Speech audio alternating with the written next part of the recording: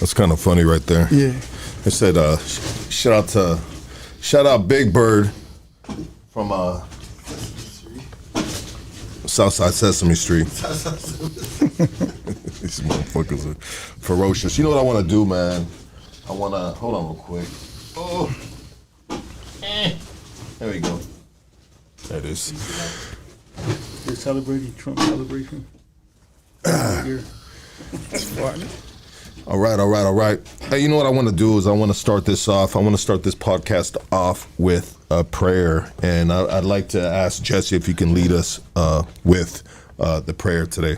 All right. Right now, ready? Yes. All right.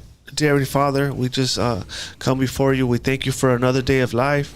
We thank you for all the blessings that you blessed upon us, Father.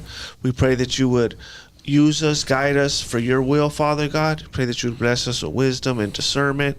I pray that our lights would shine and that you would use us for your kingdom, your glory, Father God. We thank you, we love you, we praise you. In Jesus' name we pray. Amen. Amen. And you know what, with that said, I want to give it up for these gentlemen right here. We got the boy A-Rod, we got the boy Jesse that just, led us in prayer. Give it up for the LEXIT movement, baby. Let's go. Back in the building, dog. Back in the building, baby. I see you guys, man. You guys are kind of like regulars around this camp. Huh, Jess? Amen, brother. Yeah, kind of regulars right here, man. Jesse, I just want to give you your flowers, brother, and I just want to thank you so much, dog. You have, you've done you connected some dots in the background, bro, and I very, very much appreciate you, dog. So just once again, Jesse, baby, LEXIT, Puente, stand the F up, right?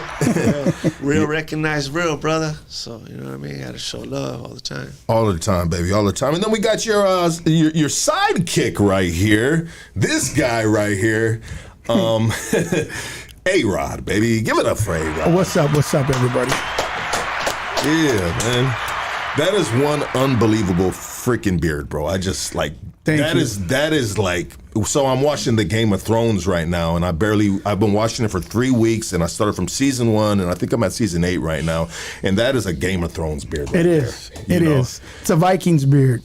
No, 100%. Yeah. Does it make you, but you're also a Christian as well, right? Yes. Does it make you feel superior or extra Christian with a beard like that? Yes, I feel more Christ-like. I believe Jesus rocked the beard, and so do I. Oh, that's good, brother. You got a good sense of humor, man, and I appreciate that a whole lot. So the last time, I think the last time that we had you guys on here, was it for the debate? It was Alex. We had Alex in here, and we came in here and, went back and forth and had questions. That was the last time I think we were here. Yeah, and what I did is I was in the audience. I was in the audience, and these guys debated. Let me see if I can find it. This man right here, Alex.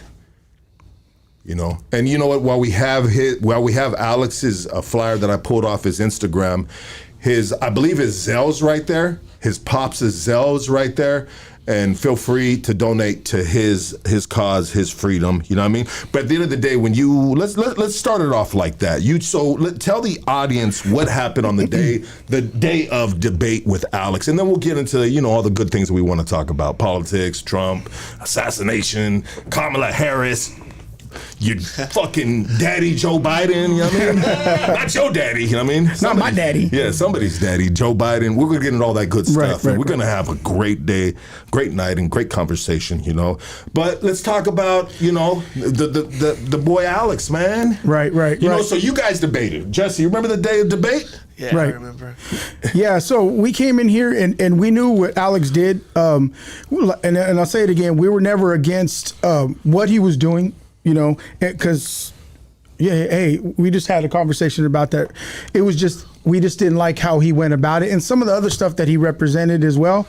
So we went over, had, a debate. Actually, we had a lot of good feedback, and a lot of our followers started following you because they liked that debate. And I think it was more about being able to agree to disagree. People thought that we walked out here and we were all mad at each other, but we actually took a picture, and we actually didn't cross the line after that. We had some words back and forth online, but it wasn't disrespect. It was just kind of agree to disagree, and I kind of like that kind of conversation. Yeah, like I don't want to say too much because he's in jail and all that, but he was respectful to us. You know what I mean? He was respectful and he was cool. He's knowledgeable.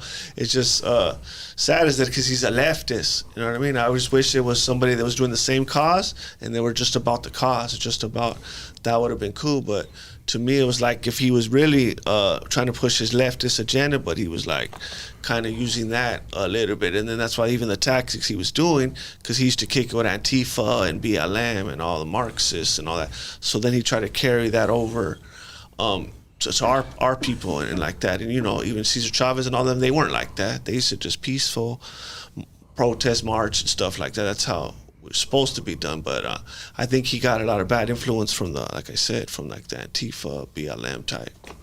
Yeah, for sure. I mean, I don't know. You know, I don't know where he got his influence of, but that's your speculative opinion, right? Yeah, right. You know, yeah. It just kind of like, you know, what do you feel about the situation he's in right now? I think it's a jacked up situation. I was thinking about it not too long ago when he was sitting here and he was like, and we had this conversation about, he said, we could make America greater, right? You know, and he was like, it's not, he felt it wasn't the best country in the world, but well, it could be better. But if you look at where he's at now, as opposed to where he was at right here, I'm sure somewhere along the line, he would have maybe moved a little bit better and appreciate being out here. So a lot of times I feel like guys, when they come on here and they spew like, man, I'm sick of the system. You could be in a worse place than where you're at. And you always got to look at the cup as half full when you're sitting there, because a lot of times, of course, man, I don't blame him. A lot of the stuff they were doing to some of these vendors were foul, bro. But you also got to realize that you got to watch out, just like on the street, you got to watch out how you move. And he feels 100% he was wrong, but from the outside looking in, we all sat back and it was just a matter of time, we felt, before something was going to happen that, you know, I felt it was a tipping point because I watched it live. Remember the whole Santa Ana thing when they're in front of the cops and all that and they had that window? I knew right then and there that they have pushed the buttons of the wrong people. Yeah. Like the cops felt, you ever been in that situation where somebody puts you in the corner and you're like, well, I don't like this feeling right here. That's how the cops felt. Now, I knew right then and there, they're gonna dig into this dude. That's it. They're gonna find anything. And I think it's like anything else. Jess always tells me, if we want to be a part of the Republican movement, you can't just come out and be like, man, you guys are sick. There's ways to shake, there's ways to move. And then once you get into a place where they do accept you have a platform, then you could push a little bit harder. I feel bad for him because, you know, I don't wish that on anybody. But sometimes to people that are out there that may disagree with us and look at it, there's ways to go about it, you know. You got to shake a little, move a little better. I'll say this. I'll say he got dealt a fucked up hand, but the cold part about it is he dealt himself that hand. Right. Exactly. There you go. I agree. Perfect. You said it. I agree. I agree 100%. Better than that, right, bro. There. I said 2 years ago when I had him on and then I gave him a podcast on the platform because I liked what he was doing with the street vendors and I supported him. It wasn't my mission in life, but I felt good about him giving them platform so it can help empower his movement. You know, that's not my movement, bro. I'm not out there fucking, you know, going at it for the street vendors. You know what I mean? I got my own movement, baby. You know what I mean? You know, and you know, but I told the guys, I said, one day they're gonna come for this fool. Right. I said and I predicted it, bro, because I know how the cops work, dog. Yeah. Check it out. One time, rest in peace, my grandma Socorro Aguanaga. The Cura Northeast Division beat the shit out of me, right? And my grandma was like, you know, hey, mijo, you know what happened to you, you know, this, that, blah, blah. And, you know, it's my grandma, bro. You know what I mean? I was like a little crybaby to my grandma. Grandma messed me up, blah, blah, blah. You know what I mean? Because that's my grandma, bro. Right. You know what I mean? Like, you know, it's always someone that I can emotionally lean on her, even though I was in jail, and I'm telling her. But so she was like, fuck that. So she went to Northeast and fucking filed a complaint. Northeast Division detective came in, pulled me out of fucking East Max into a fucking room, and when I walked in there, or when I was there, he walked in, he put a file of fucking things on there, and he said, "Hey, your grandma called up, and she said that, you wanna something against our police department." I forget the exact words, and he goes, "Just to let you know, we got a fucking file of unsolved robberies." Swear to God, Rick, on God, dog. You know what I mean? He goes, and he said, what's going on? And I said, absolutely nothing. Right. Say less. I said, absolutely nothing's going on. Right. I said, I don't know what my grandma's talking about. And I didn't ask my grandma to do that. She did that on her own because my grandma she was R.I.P. to her, but she was a bulldog, bro. Right.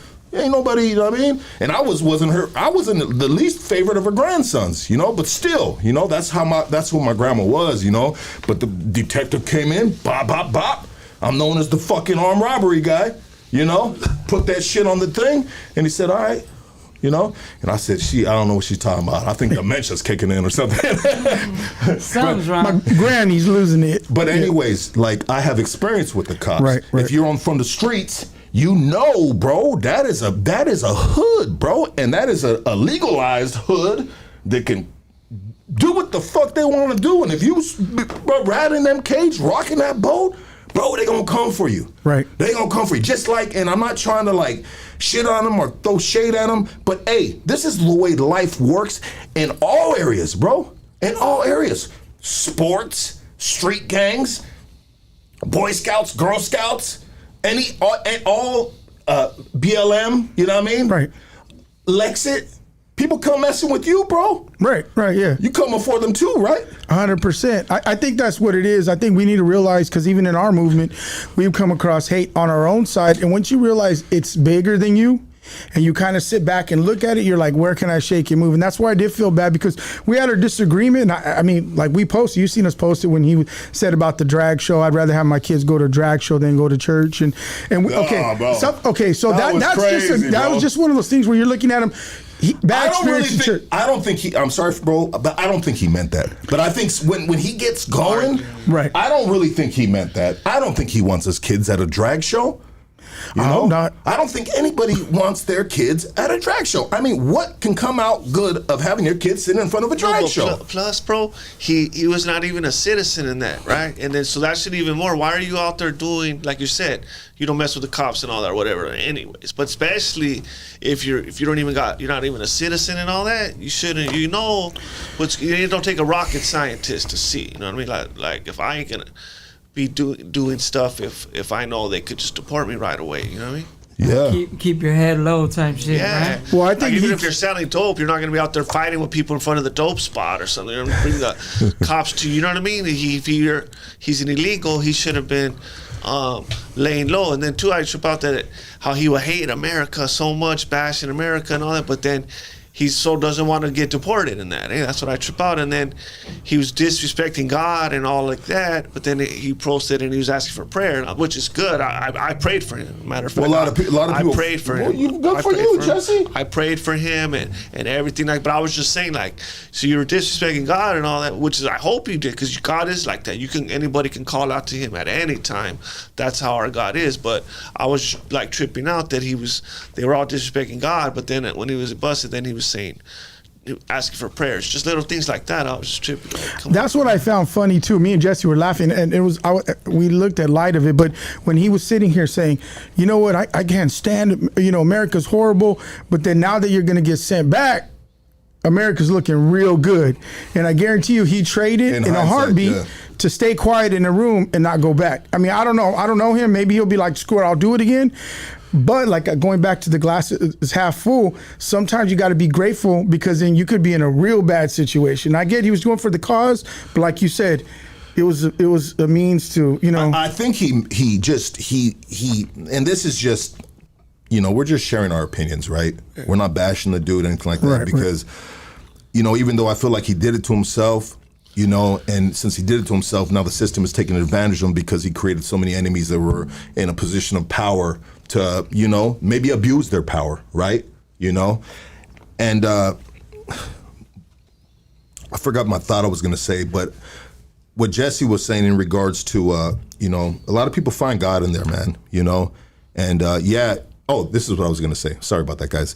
I believe that he was just mixing too many things together, you know, instead of just staying with the street vendors, you know, staying with the street vendors, and he was killing it with that, bro. Like, I loved watching him, even though it's probably what got him in trouble, but I loved watching, he was chasing Becky down the street in the car. Becky, you know, and he's got a camera, and I said, this dude is a fool. Like, he was doing a lot, bro. A little, you know, fucking little pit bull. But then he kind of like, he had people that wanted to support him, but then he mixed in all this other stuff, all these other politics and this, that. Well, and we were so just it's just a mixed drink of chocolate milk, whiskey, fucking vodka, and punch, and all this shit doesn't mix good together, bro. Well, we talked about social media right before that, how social media could be corrupt. So you remember the one, and not to bash him again, because I'm just calling for what it is.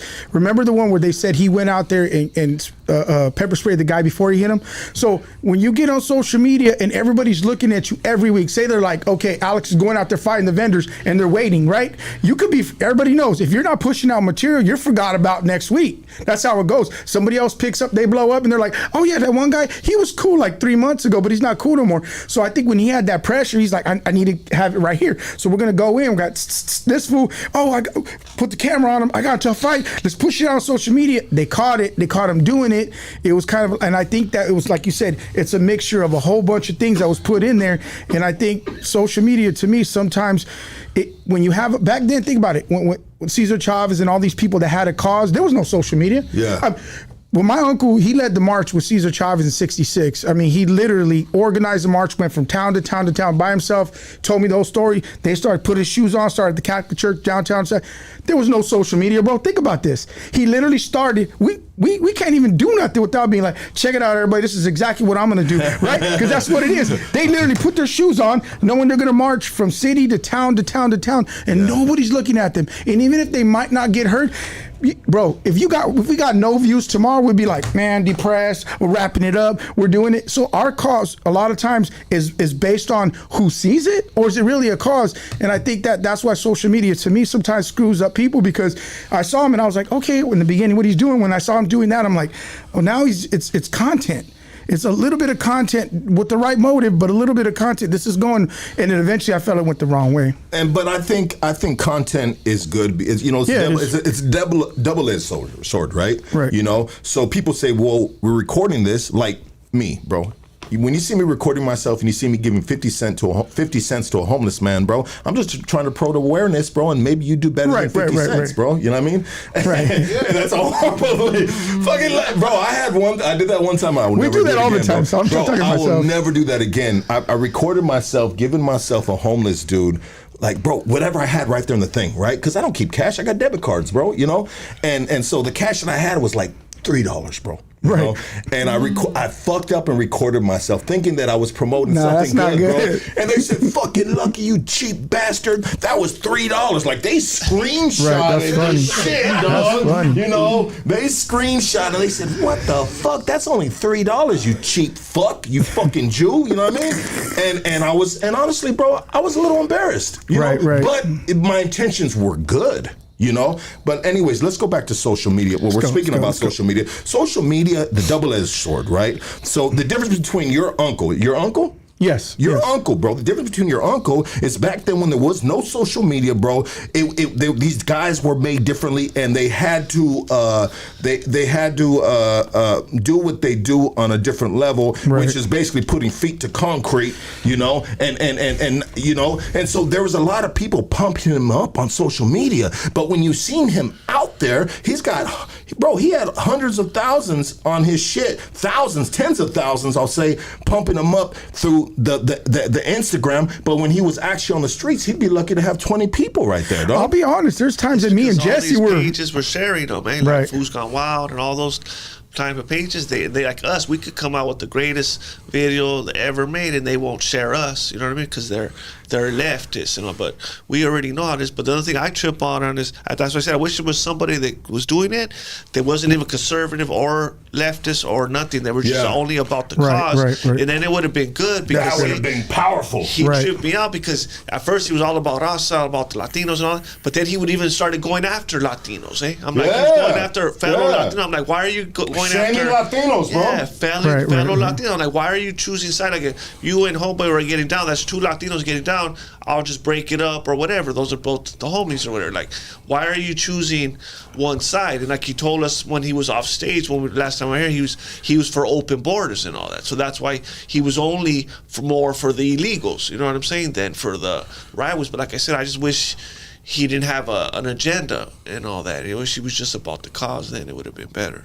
I agree, brother, Jason. I agree, brother. 1,000%. If it was 100% about the cause, when this happened to him, when this happened to him, he would have had the fucking whole community behind him just because he was about that one cause, and he stayed in that lane. But back to mixing all that stuff up, bro. Right. He created adversity along the way where it made people hesitate on wanting to help the dude out, And some people impressed me, bro. We had a dude right here, bro, that got broken down. He had I hate to say it like this, dog, but we had a dude that was running a social media page for Hood Stocks, and these dudes, when we had a homegirl, what's her name? Capitana Esti. I mean, shout out to the Brown Berets doing their thing, right? You know what I mean? Then one of our guys started getting death threats, and it was just too much for him. But anyways, I'm just saying, like, social media... And then the people that support him are vicious, bro. Oh yeah, they are fucking assholes, bro. And their words are horrible, dog. You know what I mean? But anyways, back to Alex. And you guys can go back to interviews that I've had with him before, and I've had these conversations with Alex. I said, well, Alex, if you hate this country is so shitty, then why the fuck are you still here, bro? Right. And if you're an advocate for, Guatemala or Mexico or whatever, or you don't like what's going on with Israel and Palestine, well, why don't you go out there, and put in the work where on the battlefield, right? Exactly. But like even that, like how you said, but it's safe right here. It's safe. No, but like even like that, like if he was out right now, he'd be all bashing Israel and for Palestine. Like, why are you getting involved with that? That's about the vendor. Why are you bashing Israel? Or if he was out, he'd be bashing Trump and all that. Like, just stay with that. And see, a lot of people don't know, before he started that, he was like a leftist activist already. He was already plugged in with the Antifa on them, because he was telling me that he was already a leftist activist. He was a leftist activist that started doing that. You know what I mean? That, like I said, that was the problem. A lot of groups start like that. You ever see, like, I'm not lying, the same group that was a part of the BLM group, it literally threw on different outfits and they're like Palestinian. You know what I mean? I'm looking at the same people. I'm like, hey, those are the same ones in 220 with the BLMers. I'm like, they just changed their outfits. But a lot of times they run this because they believe the same thing. And I think that's what Alex was. He was a part of this first, saw a movement, was like, I felt passionate about it, got involved, but it's hard to shake that. That's hard to shake that. This is where he came from. Probably his roots came from activism and all that when it comes to political stuff. Because we've seen old videos of him doing that way back in the day. Yeah. You said you see no videos? Yeah, just him talking like when he was younger. We've all seen those videos where he's at like the city council when he's a young buck and stuff. So when you're already into politics, he already has a certain, not I won't say anger, but disagreement for that. So when he's with the vendors, it's hard to disconnect unless that's where you started and that's an original, a grassroots movement that's different. But he already had that connection, so I don't think he could shake that. So it's like you said, it meshed all of it together and it got dirty. A lot of people don't like politics. That's probably why a lot of politics doesn't get big numbers, but politics affects more people than any of this other stuff. It really does. It does. Well, so far we got 400 people right here. So shout out to you guys, man. Tap in right here. Hit that like, hit that subscribe. Yeah, we're gonna get into some good conversations with these guys right here, because I think these guys are knowledgeable, man. You know what I mean? And I think it's time to soak in some of this knowledge. I mean, some of it will be, you won't consider it knowledge, but you pick and choose on what you wanna. And then we can open up the phone lines, baby. We can open the phone lines. But you know what I want to do? Check it out. Let's go right here. So this is an old flyer. I guess it just happened last month. And there's a Zell right there. There's a Zell, and I believe that's his father. That's Alex's father's Zell right there. And you know what? We're not here to fucking, we just sharing a little bit of opinions and conversations. We don't like that we don't like that anybody is locked in a cell. Straight up. We do not like that. So just on the flip side, check it out, guys. That's his father, Zell. I know he's, going to trial. I don't know the ins and outs of everything. I'm not 100% connected to that. But money always helps, 100%, even if it's just to get him some soups in his cell, some canteen, some soap, envelopes, paper, stamps. Please, guys, Zell his pop some money for Alex. And I'd like to leave this subject alone. Is there anything else you guys like to say on it while we leave it alone? No, I wish him the best. I hope that everything turns out best for him. And if I could say anything, you would listen to this, Alex. All I could say is, you can see what friends are really your friends at this point. Which ones are still going to stand by your side, and which ones wanted to grift alongside you. So, that's all I got to say. Just it's a reflecting time to see what's important in your life. Me, truly, I feel like it's a coming to God moment, and it's time to really, show the world, what you're made of. Because a lot of people still look up to you. I see that. A lot of people still online saying, pray for Alex, or we're out there. But a lot of people, I guarantee you, left you on the wayside. So I think it's a reflection time. Well, a lot of people said, I left him on the wayside. I saw that, bro. I saw, in your video, I was like, he sent it to me, and I was like, oh. Yeah. And then, you know what, it hurt, but it didn't hurt, bro. You know what I mean? Because if I ever pull up some of our text messages, there was a little falling out between me and Alex because he had a podcast here and he had a dude on here that I didn't approve of, because the streets got at me, you know what I mean? And I said, Alex, you're supposed to be having street vendors on here. You got this dude right here, you know what I mean? And I said, the streets are hollering at me and saying, this dude's a fucking piece of shit. He's recording people. He's fucking calling the cops, this, that, and the other. I said, homie, this is a street podcast. And, the streets talk. And I'm taking down the fucking interview. And he was pissed about that. He was so pissed about that.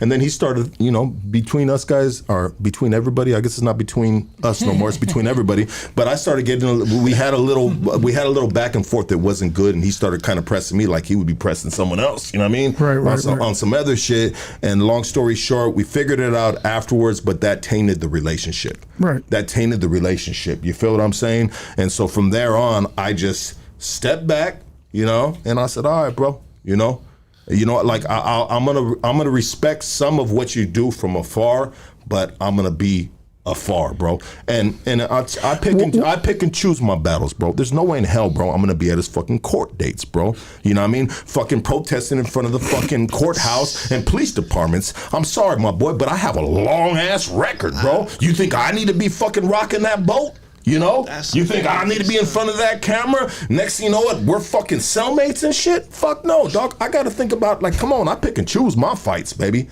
You know what I mean? And hey, it is what it is. It's not my movement, bro. It's not my movement. I got my movement right here with hood stocks, prison reform, you know what I mean? Giving the fellas, everybody a platform to share their stories, you know what I mean? You guys pick and choose what can be positively taken out of it, And this is my movement, the hood stock streets, not street vendors. I'm sorry, you know what I mean? But I did give the man a platform to share his movement. You gave him a platform when nobody else did. I was going to say shout out to Lucky for even that when his followers were bashed. Bro, they were bashing me for having Alex on here, bro. Right. He thought he was giving me numbers. I was losing subscribers by having Alex, giving him a platform right here. You know how many of the Goonies were mad at me, bro, for me giving him a platform? And I took it on the chin, bro. And I just said, I don't care. I like what he's doing for the street vendors. I respect his movement. I'm not a part of it, but I'll give him a platform to have some of these street vendors on to share their stories, bro. Because I feel they're important stories, but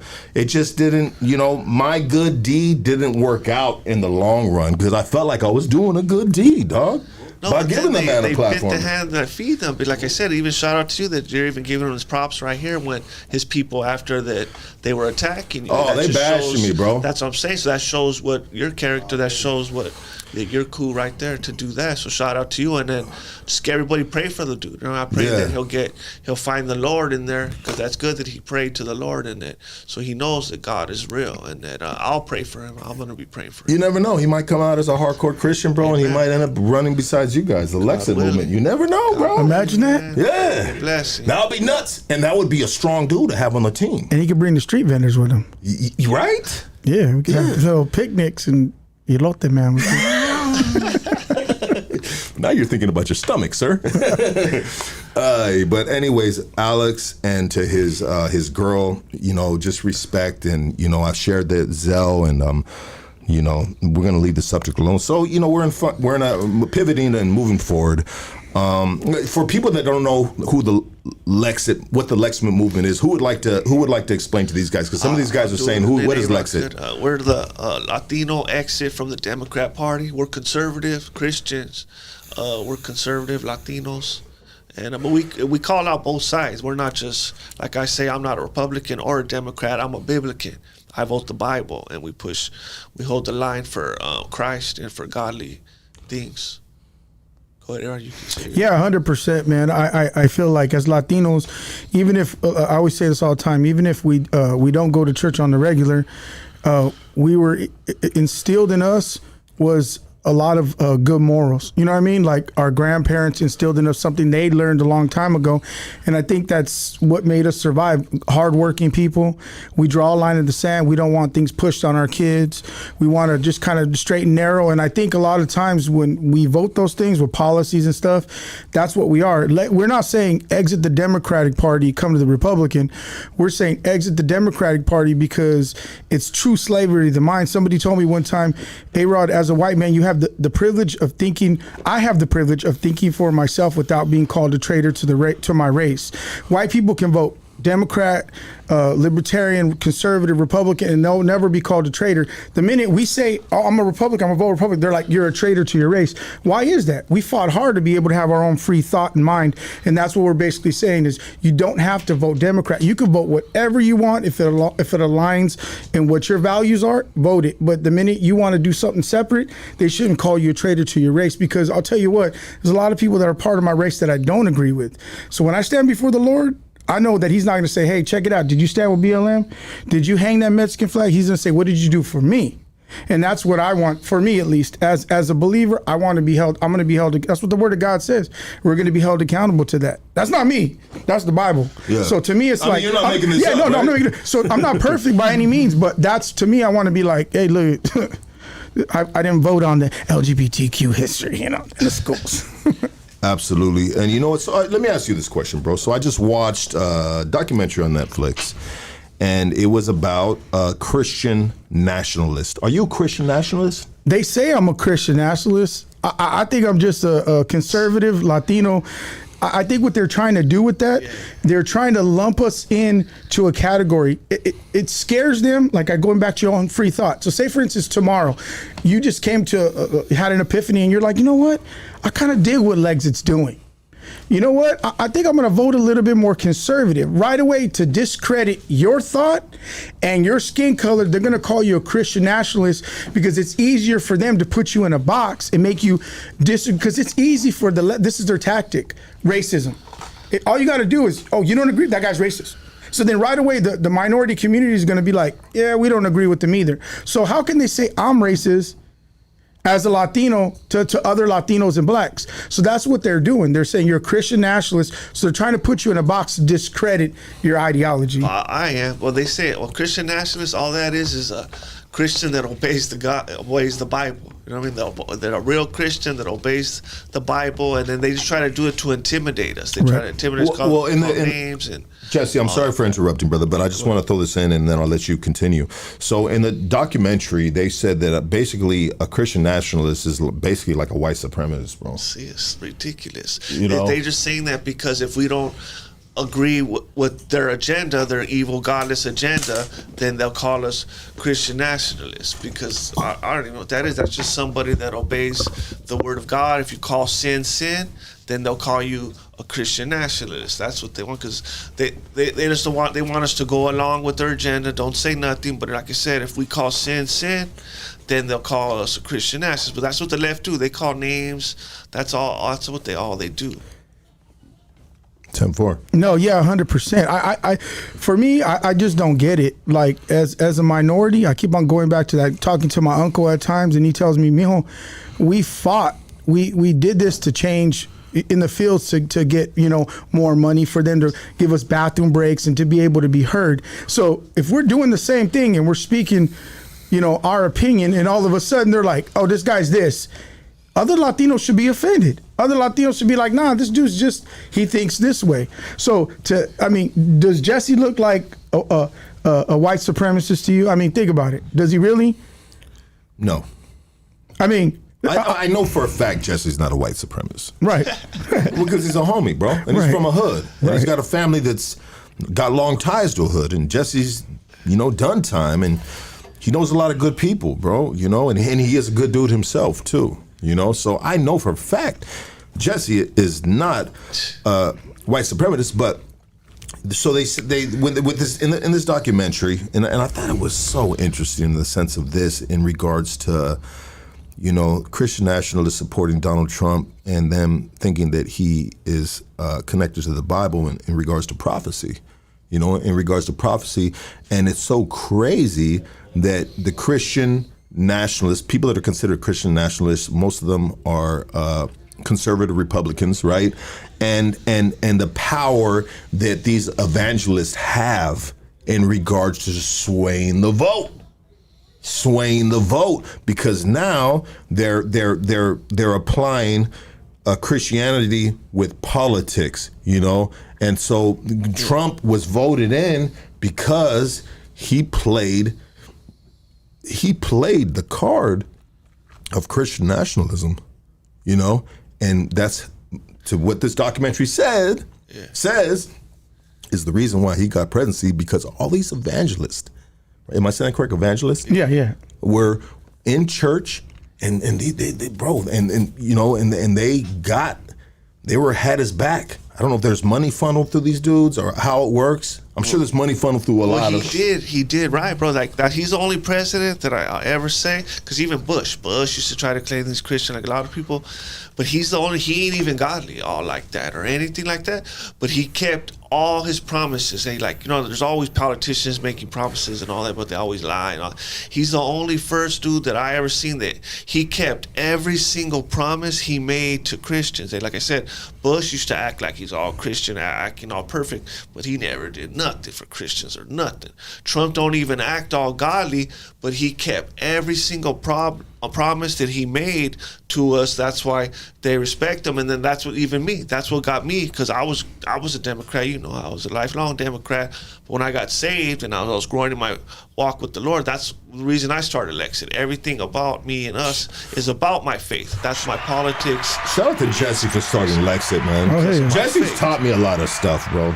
And Jesse's opened my eyes to a lot. And I apologize to you again, Jesse, for cutting you off while you're talking, brother.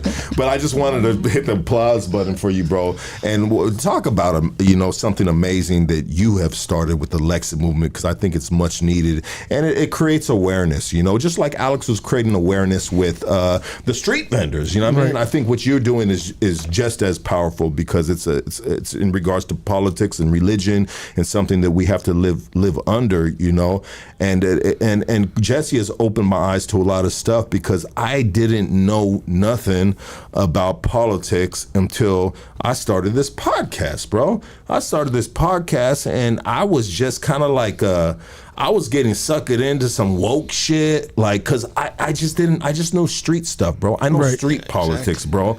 I know what I know, and if what you know is what you know, then that's what you know, until you start growing as a man, bro, like myself in a late age, and I start having conversations with great minds, bro. And great minds you're not always gonna agree with great minds, but if you're a level-headed dude, you're going to respect their perspective or what they're saying, and you're going to take a little out of everything. Like, I took stuff out of Alex, I've taken stuff out of Jesse, and I put it together of this plethora of information, and then we watch the news, and then all this stuff, you got to soak it in, and then you got to create your own a perspective and opinion on the matter of life.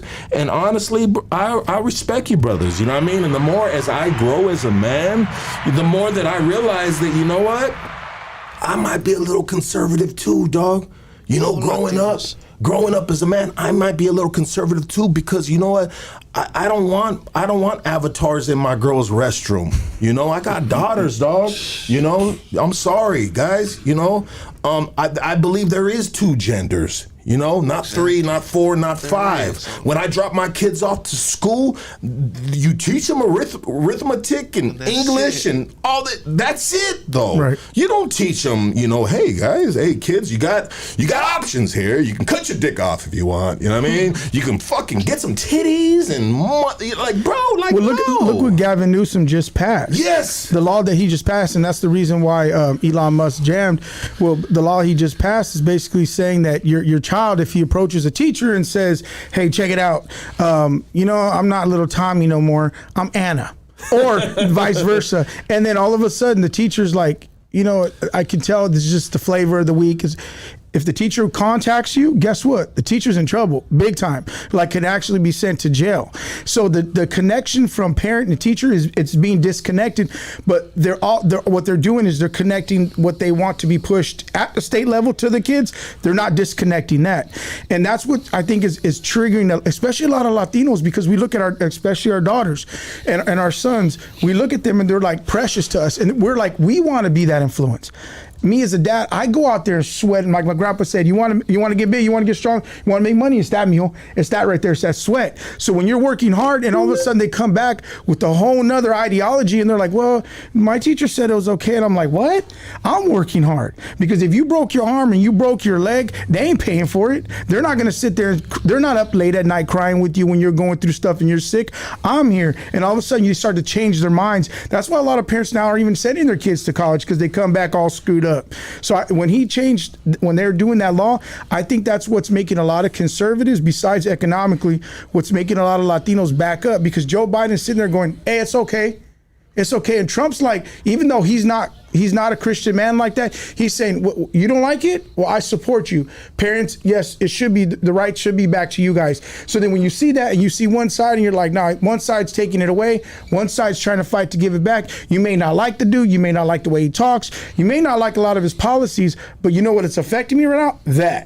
That's affecting me, and my kids are going to school, so at least with this one, I'm going to side with this side. So like you said, you're never going to find one side. It's always like extreme to the right, extreme to the left. We just talked about it. We wish there was somebody in the middle. That's not it. So you have to weigh your pros and cons. You have to sit there and be like, okay, if financially a little better here, I may not get this. That doesn't affect me, so I think that's important. Well, you know, the crazy thing is Anna cut off her banana to fall in love with another banana, bro. You feel what I'm saying? Anna cut off her banana, and now she's in love with another banana, bro. You know what I mean? No, but then too, they're trying to, even in Minnesota or wherever, they were trying to make it a law. Sorry about that. If you don't call somebody by their pronoun or whatever, they were trying to make it where you could be arrested for that. That's how the left is like, what? I'll never call no man a woman or a woman a man. I ain't gonna play along in your fantasy or whatever like that. But to try to arrest, that's what they do. But then, like I was saying earlier, at LEXIT, we don't tell people vote Republican and all that. We don't tell them that. We just tell them that, like you were saying, do your research, do your homework, vote on the issues, eh? Because we don't back every Republican. There's Republicans we don't. There's Republicans we blast. If they do something, we'll call them out just the same. So we don't tell, hey, vote Republican. We tell them, do your homework, do your research. Don't vote on like the past, eh? That's why these leftists, they always want to talk about 500 years ago and colonize and all this. I'm like, I want to talk about the inflation right now. I want to talk about they're grooming my kids right now. I want to talk about the rent right now. I don't want to talk about violence, but they'll use that to manipulate our people. They'll use that in our pride of our heritage and all that, which is good. It's good to learn about all that kind of stuff, but and then also don't on your feelings. They want everything is feelings, and they'll call you, like I'm saying, racism and all that kind of nonsense, bro. Like, bro, like, I never, that's when remember they came out, they said, white supremacy is the biggest problem. And we're like, what a joke, bro. You know what I mean? I my whole life, I never had no problem with no white supremacists. I got shot by another Latino. Well, you live, my cousins murdered by Latinos. Okay, yeah, but you live in LA, bro. You know what I mean? But you can easily move to fucking, you can go as far as Riverside or as close to Riverside as far as another state where there is to this day white supremacy going on, in the world, problem, bro. We were even in the pen with righteous white supremacy, swastikas, and all that. Even then, but bro, that's because they fear us, bro. Even on the streets. Because we ain't nothing to fuck with in the prison system, bro. You know what I mean? So, but if we were weak, they'd run over us. Yeah, I think you're right. I just don't think to myself that it's the main issue, because I'll be honest with you, let's be honest. I grew up with my dad, and I'll be honest, my mom's probably watching, but my dad was always like, if you marry a black dude, that's racist. Yeah. I heard that all the way down. Yeah. I was married into a black family for 10 years. All I heard was, "Oh, you Mexican men are jealous of us. We taking you guys." That's racist. So I hate when people. Everybody is racist. Thank you. I hate when I'm racist, bro. Go in an Asian store, they'll follow you around. And stuff, man. Bro. As soon as somebody cuts me off and does something shit on the freeway, I'm automatically thinking that it's a fucking Asian person, bro. And that's just, you know what I mean? But Mexicans are racist on Mexicans. My grandma used to call Mexicans wetbacks, bro. You know what I mean? And she'd be like, you be talking to her and be like, "Hey, grandma, what you doing?" She's like, "Oh, I'm just right home. She's folding the sheets." You know what I mean? And she's talking about these wetbacks right here. I'm like, whoa, you know what I mean? Everybody's racist, bro. Right. Everybody is racist. In their own way, and I think it's just kind of like I don't know. Help us out right here. Help me out right here. Like all racists are racist. No black man wants his daughter to marry a Mexican person, and vice versa, and all the other. They want to keep it within their race. So like you said, even of us, like if you don't speak Spanish, don't get busted in Mexico. What's gonna happen to you? And you could be a Mexican, and like you said, all races like get busted in China and see how they treat you in there. You know what I mean? I think the whole race card thing is played out. I think it does exist, but I honestly don't think that's what's either going to hold you back, because we're seeing a lot of Latinos, a lot of African Americans. Let's just be honest. Let's look at the minority community, and how many times do we see people, because if we work and we pay taxes, it kind of pisses us off a lot of times when you see people living off the system, right? Okay. When we see people living off the system, do we sit there and say, "Dang, they're living off the system because of white supremacy"? No, the majority of the time we say they're living off the system, well, whatever it is because of life choices. But I feel like if you want to change that, which are generational sometimes, right? That's true. But I feel like a lot of times the easy way out, a crutch, is to say, "Oh, the reason why I'm like this is because I need reparations." Well, who are you going to get reparations from? It ain't gonna be me. There was no slaves here in Canada. No slaves here. This whole, I'm gonna be honest, man. I hate hearing this whole TikTok thing where people are like, "Oh, you know what? The African Americans, they built California, or they built even Mexico." Now, do you see that TikTok where that girl was saying that Mexico was built because? Look, nothing against that community. I'm just sick. I'm sick and tired of the whole "woe is me" played out, because I've seen people in my family that have literally bled on their feet with blisters to make a better way for people. And if they would have had that thought process, they would have gotten nowhere in life. And I'm not saying it doesn't exist, but if you just have that mentality without no work, you ain't gonna go nowhere. That's just point blank. You ain't. You actually need to, like you said, feet to the ground, feet to the concrete. Ah, man, how much in trouble are we right now, bro? Like, where are we at in this world? Are we in trouble? Bro, we are just, social media has just given so many voices, and everybody's voice counts, right? Everybody can have, their subjective opinion or whatever, speculative opinion.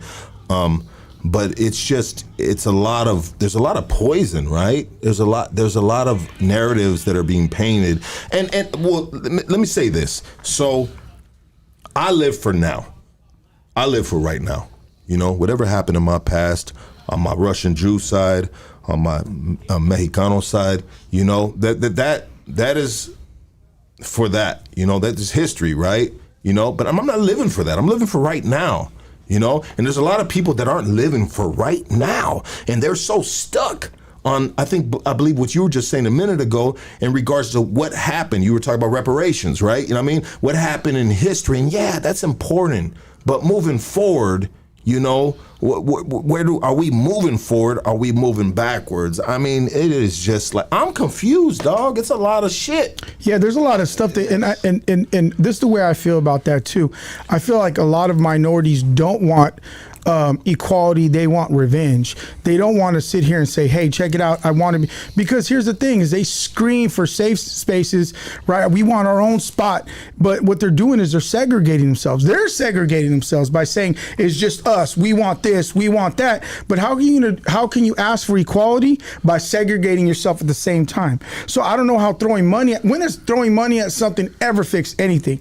Because it's not racism. Let's be honest, because it is. It's a heart and it's a mental thing. It is. That's what it is. So if you're never going to fix that. We talked about that. We're never going to fix that. Throwing money at it is just going to make more people bitter. I remember watching a video. It's going to make them want more. Bro, I remember watching a video. Trying to buy votes. That's all that is. Me and Jesse watched a video during the BLM rallies. They were marching right on the streets, and we're watching them. I think it was a Midwest somewhere. There was a white couple that was just sitting there eating. They were going up to the white couple, screaming in their faces, and they're like, "Oh shit, what's going on? It's a BLM rally, okay?" And then they started picking the food from them, and they're like, "Okay, you can have our food." And then they were tossing it, picking on these white folks, right? And I thought to myself, that causes prejudice. That causes racism right there. So they don't understand that a lot of times what you're doing is it's a revolving door. Actions create reactions. There you go. So you were leaving the White House that time. Okay, so let me give you a story. We went to go see Trump. Flex. No, but we're at the White House and we went. You know what I mean? It's not big, bro. Just a little something. Daddy Trump. Okay, we went to go see Daddy Trump. So he just got over COVID. It's 2020. So it was a trip because this is how real LEXIT is too. They did a background. We didn't know we were going to see Trump, so they sent us everybody an email, your background check. We had a member that didn't pass and he didn't go in. Rest in peace. He was outside the White House and he was like, "Are you guys going in?" We're like, "We love you, bro." But Che, shout out to you. We had to go in. We left Che outside. He was on probation. So anyways, we went inside and Trump was there. He just got over COVID. He took off his mask, shot it. It was 2,000 of minorities across the United States that he invited. We saw African Americans there, a young kid, bro, 20 years old. He was from Atlanta. He had a house, a bunch of black kids, and he was teaching them how to mechanic work. And he was having them start their own businesses. Just kids across the whole United States. And I was like, man. Even JoJo was, JoJo and Half Team always. Yeah, it was like JoJo. 5 dudes from Puente went in the White House. Imagine that, 5 dudes from Puente. Shout out to the boys from Puente, baby. Right. They're doing great things. We're talking about motherfucking Triple OG. We talking about Rowdy Rags. We talking about my boy Jesse, JoJo. I mean, Puente is, man, they ain't nothing to fuck with, bro. You know. So I walked outside and Antifa was there. It's funny to watch Antifa. They were stomping, and we heard a noise outside. They were just you know how there was a bunch of white kids in black uniforms, you know. So we walked out, and they seen a bunch of dudes all tatted up, and they were like, "Oh." So we turned the corner. Every news station you could think about, for Australia, everybody wanted to interview. Why? Because Trump just had COVID, and they wanted to know, did you guys have to wear masks? Didn't you have to wear masks? So anyways, I'm sitting there doing an interview with the Australian news station, Another Flex. I was sitting there doing so anyways, this white woman that was wearing a BLM hat was screaming in my face, and I'm like, yeah, hold on, just let me do this interview. She's like, "You were in there with Trump. You should be killed. You should be dead. You're just," and I'm like, yeah, hold on. And the other dudes that was part of BLM was kind of like, a black dude was kind of like, "All right, girl, I'm with you, but you're doing a little too much. Let the man speak." Let the man speak, because you know, she turns around and live on camera from Australia. She's like, "You know what? I hope you die." Wow. And I turn around and you saw her face, slobber coming from, and I turned around, looked at that black dude, and I said, "See, this is the problem with white liberals. The minute you have a disagreement or think like how they want you to, they want you dead. Because here you're only as good as your thought." And that's what struck me. And I thought to myself, you know what? This is how culture is right now. You can't agree to disagree no more. The minute you think different than somebody else, I hope you die. I hope that fool dies. I could care less. And that's how the climate is right now. That's the temperature we're at right now. Look what happened to Trump. That's the temperature. It's either, if you don't think like look at, we missed. Like, what? Let's not. Yeah, let's not. Okay. Let's go back. Yeah. Hey, so I want to say this. So when the BLM marches in downtown LA, for the George Floyd, I was there. How do you feel about that? I was there, bro. No, I honestly, to be honest, I think you should apologize. No, I'm just kidding. No, I think that I had a pastor friend that went. Yeah. From Baldwin Park. If you're from the streets, why wouldn't you go? Right. Because you're feeling, and Jesse's talked about it. Jesse talked about it happening. Like I knew what was happening. Like you said, just like what same with Alex, the left took it over. The left Marxists, and if you know anything about BLM, all the leaders and all the founders and all that, they're all Marxists. But it was wrong what happened to the dude. Jesse, it was wrong. Jesse, my boy, I'm not there for BLM. I know that. I know. I'm there for myself, and I got some shit thrown at me. You know what I mean? Because, you know, I live in a glass house. I guess I'm a public figure. I got a podcast right here. We got a podcast right here. Me, Rick, Killer Dog, YG right here. #1 Latino podcast in the city of Los Angeles. Let's go, baby. Get it? Oh, you're flexing. That's Let me flex. go flex. That's too. flex. That's a flex. It's a hard flex. But you know what? I saw some of the fellas were like, "Well, you out there supporting BLM?" And I'm like, "Bro, I'm not out here supporting BLM. I'm supporting police brutality, bro." Right. And they're like, "But that's the brothers. That's the black dudes." And I said, "Bro, you think that doesn't trickle down to us?" Do you think, I've been beat by the cops a bunch of motherfucking times. I just never died. I survived it because I was on the streets like a zombie off methamphetamine. You can't kill me, bitch. You know what I mean? Straight up. I don't go away, dog. And I had times where they stomped me out and they took turns, 3 different groups of stomping me out with a canine barking right on me. Wow, I'm handcuffed, bro. I've been stomped the fuck out that I couldn't walk in the motherfucking LA County jail for about a month, bro. They fucked up a nerve that went through my fucking back, came through my balls, and shot down my motherfucking thigh, dog. That shit was horrible, dog. You know? But anyways, I understand that some of these police officers are doing way too fucking much. Right. And the police officer that put his knee on that dude, George Floyd, was doing way too fucking much. And I'll say that dude was he was something. I don't know if he was a white supremacist. I don't know if he was just obviously overusing his power, you know, like he killed a black man. I don't care if that black man's on drugs or nothing like that. Your job is to arrest people, not kill them, bro. You know, and if the man is yelling out for his mom and he's saying, "I can't breathe," bro, let the man up, pick him up with his handcuffs, let him breathe. You know. Bro, so I was out there on them streets because I was there for police brutalities. I'll do that for any motherfucker overusing their power, bro. Right. You know, but I got shitted on, dog. No, but that's cool. You see that it shouldn't be like that. You should be able to do whatever the heck you want. You know what I mean? You have free will, you have your own mind. You should be able to, like, I wouldn't care if I see somebody walking around, even though I thought Obama was the most terrible president there was. If I see somebody with an Obama shot, I could care less, right? But see, they're not like that. If they see leftists see what Trump had on or whatever, they're vile, disgusting, like that, and they're the more ones that it's like that. But it shouldn't even be like that. Like, who cares what reason? You just say, "Hey, I felt like going." That's it. Nobody's business. We knew people that went from the conservative side, and they got kicked out of the movement, bro. And there were some black fellas, you know, that went and I'll be honest with you, a lot of people got mad because I it's not that I saw their point, but it's just sad that you might have some good intentions to try to unite people, but they look at it like, this is our side, that's your side. Yeah. There's no, it's crazy when there's sides, you know, and they're just like, man, I feel a little like, you know, say if you're on a side that's opposed to BLM, like if you're a human being, I mean, you should feel bad about what happened to George Floyd, I'd say. You know what I mean? That's me feeling like a common sense thing to feel and say, a human thing, right? Yeah. Thank you, Killer Dog. But so I wanted to say this on the last part in regards to BLM. So I saw this dude, big ass motherfucker, bro, dressed in all black, you know, with the fucking whoop-de-whoop on him. Like, he was just like, and I was like, oh, this is one of those Antifa dudes, you know? And I ain't gonna lie, like, there wasn't a lot of them dudes. He was there with a little group of dudes, but shit, they were in Los Angeles. You feel what I'm saying? And then motherfucker, I watched that dude because I automatically, I don't know, dog. I felt like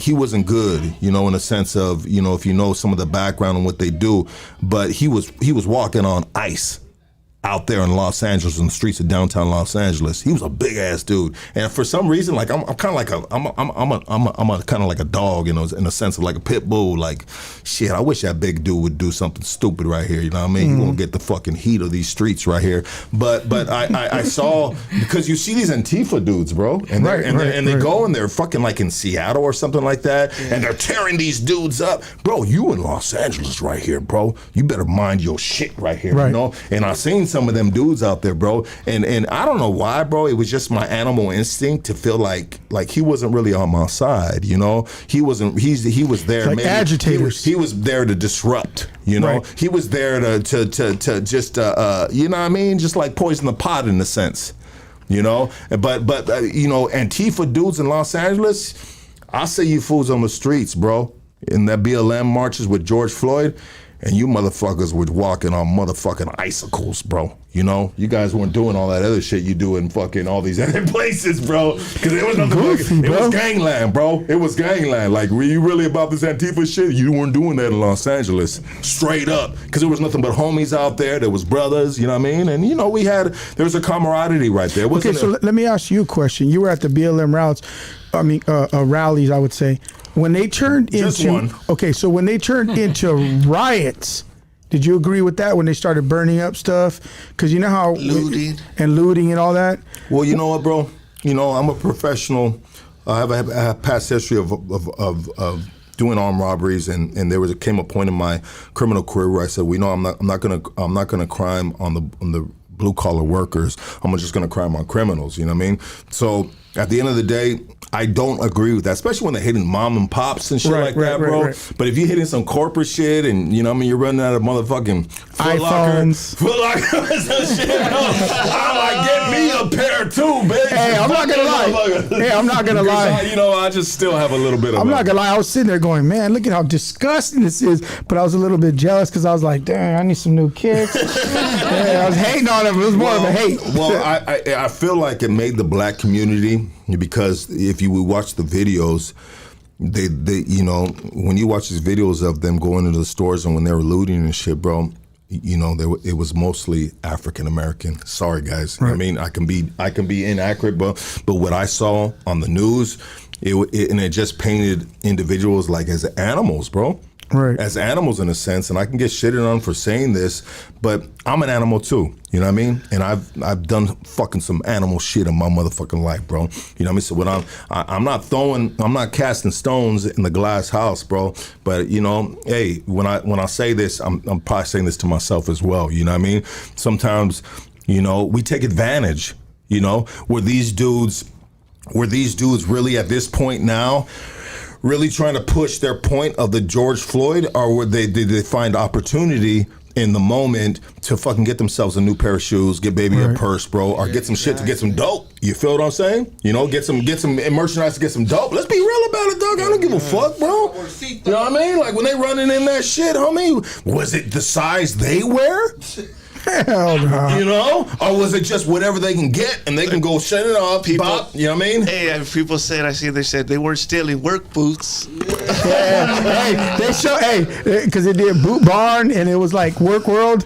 They were still, everything was intact right there. Nobody was stolen. But you know what? It's like you said, Work World was all, you know, still glass up.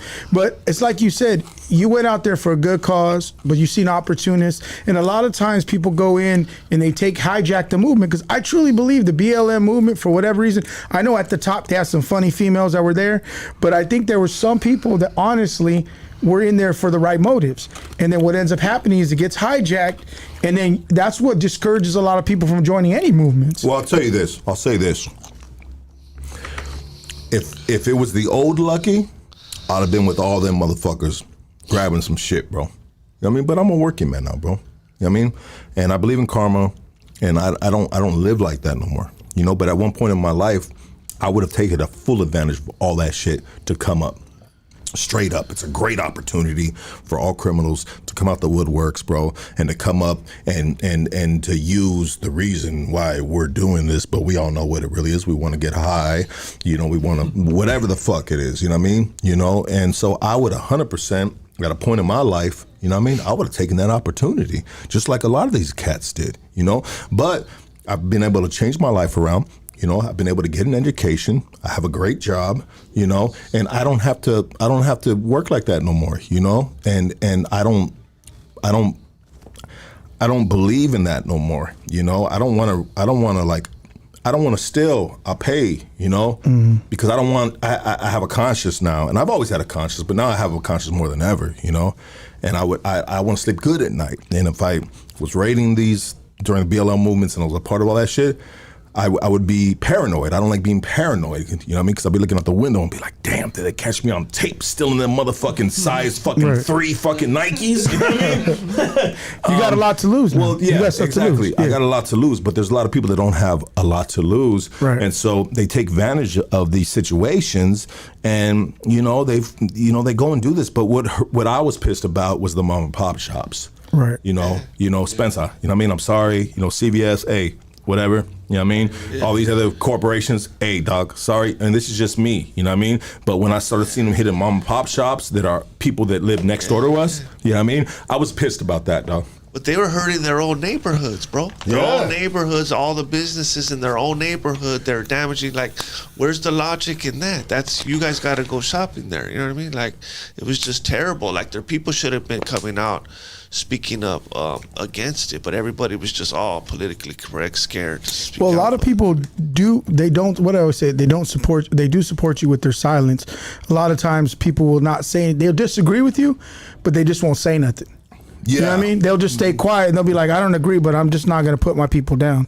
So I'm just going to stay silent on this one. Well, that's kind of cool though, bro. Yeah. That's cool in a sense, but I would rather you say something respectfully than say something just like to like bash you and belittle you, because there's so many people that are behind the fucking social media button, behind the screen. They can't get touched, right? We don't really know who the person is, It could be a fake profile, and they are just fucking cruel, dog. They saying some horrible stuff that, bro, I have been, man, bro. If I ever thought I was ever bulletproof in my life, I feel like I am now, dog, because I deflect because I've been called everything in the motherfucking book, through social media, and I guess it just is what it is, you know what I mean? You gotta learn to have thick skin and deal with it in regards to social media, having a platform. You guys are LEXIT, you know what I mean? And I'm sure you guys get shitted on all day long. We're looking at the comments. I see a bunch of coconuts, so I don't know. You know what I mean? I'm like, is that me? It might be you, bro, but anyways, it's probably me too, dog. You know what I mean? But it is what it is, you know what I mean? You know what? As I grow, I'm a proud American. You know what I mean? Right. Why? Because we see the news and we see what's going on in Russia. We see what's going on in China, bro. We see what's going on in El Salvador, Guatemala, Mexico, you know what I mean? And you know what, bro? We have a fucking great life right here, bro. Yeah, there's some things that we don't agree with, dog. But man, we are in the fucking people, you know what people do to get here? What do people do to get here, bro? Fucking swimming, boats, traveling, riding a bike, pogo stick. I mean, any means to get here to the land of freedom, honey, Right. Look at you. Lucky you're an ex-convict, ex-felon, and you have a good job, and you start your own show. You know what I mean? Like, yeah, where bro. else in other countries can you do that? Yeah, like anybody can succeed. Well, that's why I hate it when I think it was the TI or somebody said, I think he told Candace Owens, when has America ever been great? I don't ever see that when Candace Owens was on the podium with T.I. Yeah. And he's like, turns around to Candace Owens, when has America ever been great? And later in the podcast, she was like, when America's been great? When somebody like you, who's abused women, go out there, sell drugs, do this and that, could be a millionaire. Yeah. That's when it's been great. Wow. So you're sitting here saying all this stuff, when has it ever been great? But yet look at the life you lived, and you're still making a lot of money. And you're crying? Yeah. Stop. Well, we are just fucking absolutely spoiled, bro. We are gluttons. We are spoiled. You know what? Even our poorest in this country, you know, are gluttons and spoiled too. Right. In comparison to the other countries. Bro, there's some fat homeless people out there. Bro, I don't even see with these cell skinny- phones. Bro, With cell phones. I never been turned down. I saw this homeless guy today, and I was like, "Hey, you want a piece of this?" And he looked like he got picky on me. I was like, "Bro, get out of here." Bro, what the Rick. What's up? Rick. My boy Rick right here. Rick's being real quiet right here, but I understand that he's soaking in a lot of this right here, and this isn't really a lane that Rick really, casually cruises on, you know what I mean? And I love my boy Rick. My boy Ricky Droops, baby, you know what I mean? What's good, though? 30 years of friendship. Rick, when we went to fucking downtown LA, bro, remember me and Rick, we were pushing a tier cart, you know, downtown LA. And how picky were those homeless people in regards to if it was pepperoni, cheese, or pineapple? While we're giving it out, and they just got real like extra with us on it, man. Wow. Instead of being appreciative, like, hey, we out here and we ain't got it like that. There's people pulling up in cars, like, what up? Like, hey, hold up. Yeah, you got a car, Keep it fool. pushing, fool. You good? Yeah. Fools in cars were pulling up trying to get a slice. And people were like, dog, get the fuck out of here, bro. But we were cool about it. We we try to show love, you know? That's funny. They got a rash from buffalo wings. Nah, for real. That's what they were on. Like, give me the box. Like, what? What do you mean, give you the box? Like, we ain't got it like that. We're just trying to show love. But Rick knows this because Rick is an old school. I correct me if I'm wrong, bro. But Rick, you an old school drug dealer, right? Yeah, of course. Okay. And so even when you were back in the day pushing the dope, like people be picky even buying dope, huh? Like in a sense of like, what's up, man? What's this? It's like, fool, you just gave me $8. What do you want? You just brought me all change, and you're talking about a deal. You know, so it's just a testament to the country that we live in. We live in a fucking rich, great country. Yes, there's some fucked up shit. Fuck yeah. But anyway, speaking of this country, let's pivot right now. And so, man, where are we at with this presidency? So we had Joe Biden and we had President Trump. They did their fucking Debate. They did the debate, and I really hate the way they did the debate in the sense of that, like they were kind of putting restrictions on it and this, that, the other. But I get it, you know what I mean? Because Trump sometimes be fucking not letting they don't let each other talk, you know. Right. And Trump is like he's the ultimate shit talker. Like if there's a crowd, if there's a circle of dudes bagging on each other, like Trump won't shut the fuck up, bro. Like, I mean, let the dude get his shit off. You know what I mean? But hey, dogs, you know, it is what it is, you know. And so here we go. Joe Biden got fucking annihilated, bro, in a sense of just like, wow, like, and so it put him to a position where the Democratic Party was saying, hey, bro, like our people that were supporting the Democratic Party were saying, George Clooney, like a lot of famous people were saying, hold up, this ain't the dude right here. Like the boy's old, man. The man is old, you know? And, you know, it's time for the rocking chair and enjoy his German Shepherds and his grandkids, you know? Like there's a time when you just got to hang up them gloves and call it quits, you know? And so I'll let you take it from there in regards to that, you know? Yeah, I think. And then we'll move forward into what transpired. Right, I think he annihilated himself. You know what I mean? Like, weekend at Bernie's is over. You know what I mean? Like, there was enough carrying him around. After watching that, I mean, I think what I take from it, because there's so much to unpack, I hate all of a sudden the news is like, who is this? I'm like, who is this? It's the same dude we've been watching for 6 months. Stop playing. This was being bubbling, stumbling Joe Biden. So when he gets up on there and he's like, right? And then even Trump gave that look like, what the hell's wrong with this dude? Like he looked over like, hey, get it together, my boy, we're on live TV, you know? I thought it was crazy too when they're at the end of it, he's like, Trump's funny. He's like, nah, I've seen your swing. You can't hit that ball. It's funny because his face when he was saying about the golf, Trump's face like, hey, I have a homie at work goes, this is how bad of a situation we're in. we're in a place where you got two presidential candidates that are arguing about a sport that I can't afford to play. That's a bad situation we're in. So they were shitting on them about the most I don't know, I'm losing impactful part of the conversation or whatever you want to call it. Help me out with these words right here, guys. But anyways, they were saying it came down to their golf game. Right, right. What you're talking about. Yeah, it came down to that. I think, like you said, the way it was set up, I think it was designed to kind of, I think favor Biden. Favor Biden. Jess, you talk about that because Jess, right from the get-go, when he heard about how it was set up, Jess called me and he's like, So. Yeah, it was every question you thought was written by a pink-haired Antifa person, bro, because each question was ridiculous. So I'm like, are you going to ask about the grooming of kids in school? You know what I mean? Child mutilation or like any good questions? It was just all totally, that's all. I'm surprised like Trump let them answer some questions. He said at least ask some questions that are both, you know what I mean, from my side or whatever, but it was just ridiculous. I was just sad watching it, actually, you know what I mean? And then it showed us that big tech, because we've all seen it for the longest time. He can't even speak and all that. And we were posting videos of him not being able to speak or messing up, and big tech was hitting us. And then the left was trying to say, that they're posting fake things because we're calling out that he ain't all there in the head, and they were hitting us, eh? And then look at, they're trying to tell us, like, don't believe your lying eyes, you know what I mean? Don't say that Trump, they're just always in cahoots for the left, big tech and all that, but now, I think they were trying to hide it, and they couldn't hide it no more. Yeah. In regards to just him mental aging, right? Well, I think what they're doing is the weekend at Bernie's. They're dragging him. They see the finish line. They're dragging him, and they realize my boy's just dead weight, right? Like at this point, you can't hide him no more. And I guarantee you, like they came out with a press release that said that not Alzheimer's, but a person with dementia, doctor that was pretty much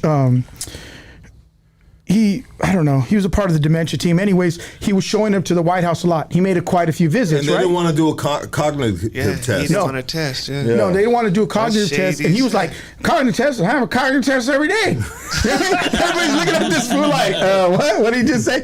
But going back to that, he's sitting there and everybody knows, because I remember that next day, he was like, I had a phone call with our doctor, and the doctor said I was fine. And then the press secretary lady, that black girl, she came out same day and said, they didn't meet face to face. They just talked over the phone and did a test over the phone. So right away I was like, okay, this dude's declining fast. They're not dragging him along the finish line. People that are giving big money are like, yeah, we're out. We're done. We're not giving big money. He's got to be some sort of switch somewhere along the line. And I think that's where they made that the switch it out and take him out. So I'll say this. So I put up a post, and I throw I put my little post up just to get information. You know what I mean? Because I read the comments, and I respect all sides in a sense of just. It's how motherfucker feel, right? You know what I mean? Like I'm not a fucking like a hardcore rigid dude in regards to politics, because I'm not educated enough on it. You know, I'm a new booty. I'm an old dude or an older cat that is just kind of like trying to catch up to speed as I move into the world of paying taxes and just being a outstanding citizen, baby. Because I am, bro. A good dad, bro. I'm a fucking bad motherfucker, dog. I've come from fucking the Walking Dead to this guy right here, which is night and day, you know. But anyways, so I put up a post when he had came down with COVID, you know, and I said this is the point where he will exit out the Democratic presidency. You know what I mean? And I put that. I said, I'm going to make a prediction that this is what happens. And it doesn't take a genius to figure that out, right? We all seen it coming, you know? And if you got any common sense, it's like you can read the fucking room or the weather, right? It's going to rain today. And it sure did rain.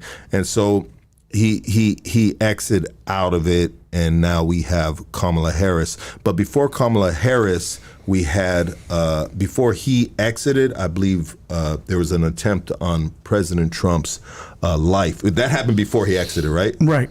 Okay, so let's get the timeline right before we jump too far ahead. Well, let me get the timeline right. And so let's talk about President Trump and that assassination attempt. So obviously you always have conspiracy theorists that are going to say that, it was fake and all this other stuff. But, bro, like, come on, bro. You know what I mean? Like, talking about just like, if they were really plan that out and to really have a dude shoot, I mean, I don't know, dog. Like, that's pretty fucking risky. And that's people died, bro. People died. People forget that. The fireman died.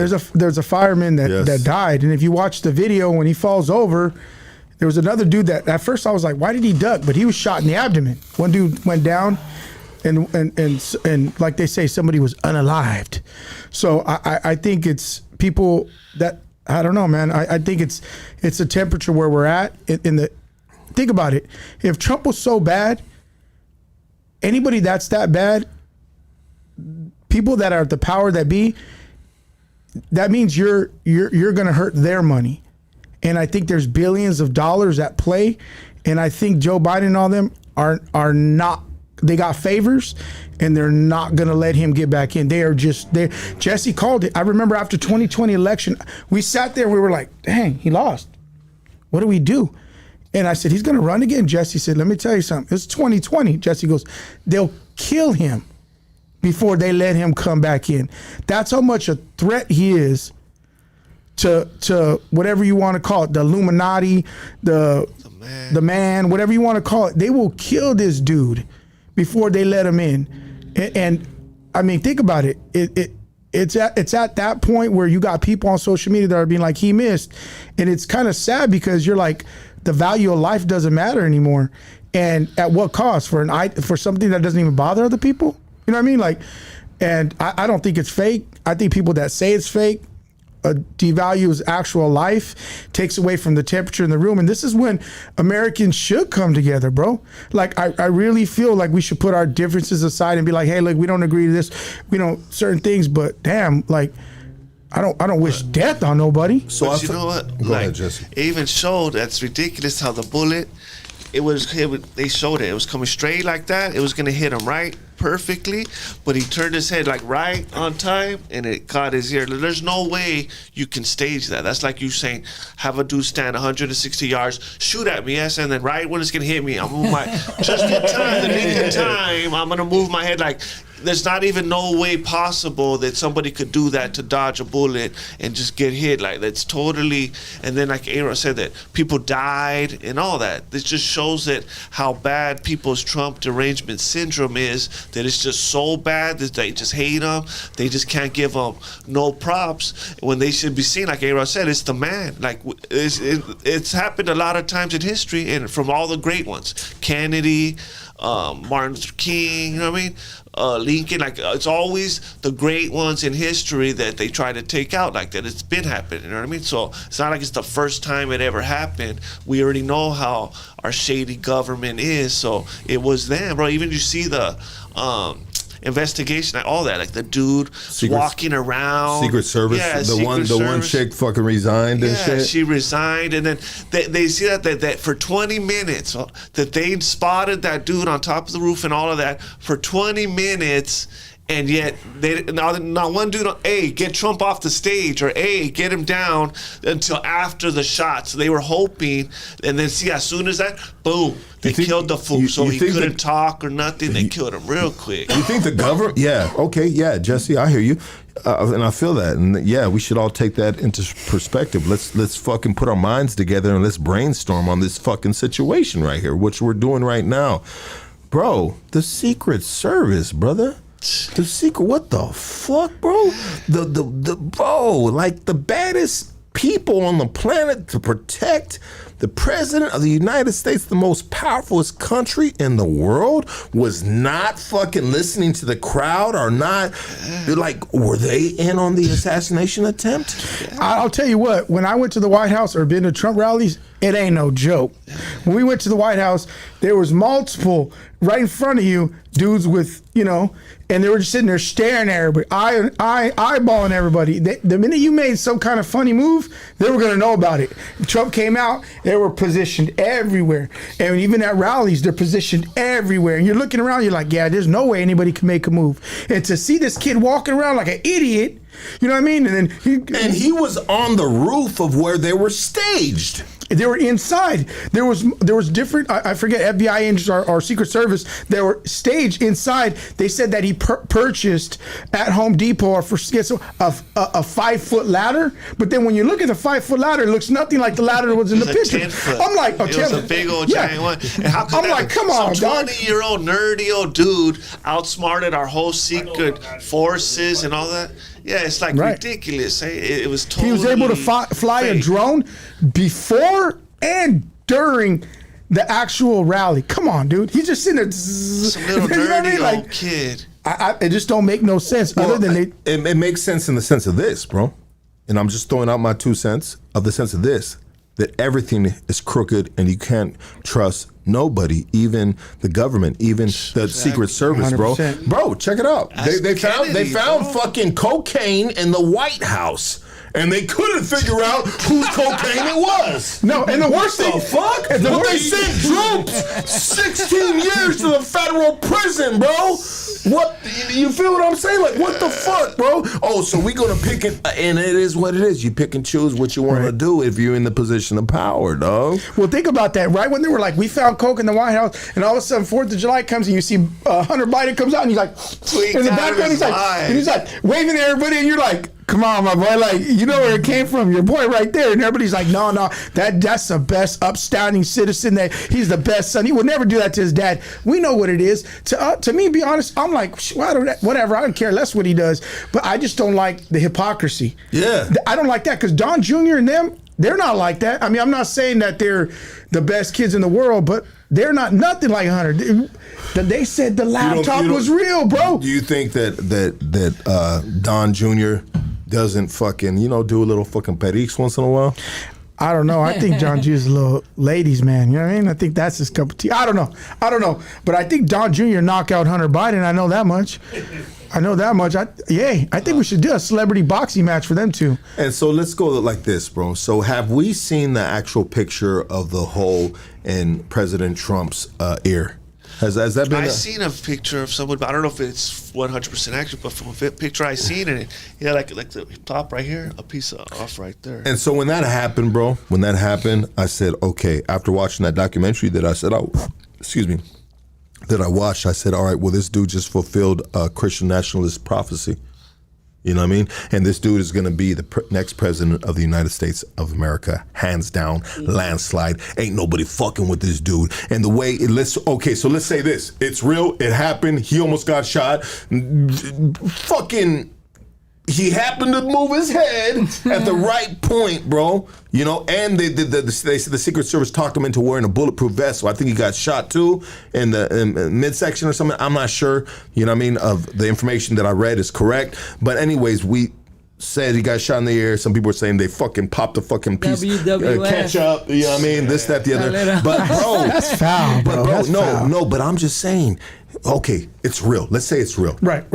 I think it's real, bro. Because I try to have a little bit of faith, bro, and just be like, listen, not everything is just a fucking movie or everything is fake. We know really that people died there. Right. Yes. So to make it like somebody else ain't missing family members due to this is kind of crazy to say that the event was all the way staged. But this is one thing, and I can guarantee you, anybody who doesn't like Trump, at that moment when you seen him bleeding and he raised his fist, I don't care who you are. That's some gangster shit. That's some gangster. And not only that, it made you proud to be an American at that, because it felt like it was us against the world. Like at one point we could unite. Like, this is what makes us America. We're strong. We take a bullet, we get back up. So when he stood up, you're like, I know, because real men, when you've seen a dude like that, you've been in that situation where you either had to do with your family or you had to do somewhere in your point in your life where you had to stand up and be a man. So when you seen him do that, most men would have been like, Joe Biden, bro, come on. If that would happen to Joe Biden, they would have caught him. I mean, let's just be honest. I want to say this, and this is just this is my just different perspective, right? You know what I mean? Sometimes out of left field, be honest. Left field, not right field, left field. Well, let's think about it. Some of our greatest UFC fighters, some of the people that we look up to, you know what I mean?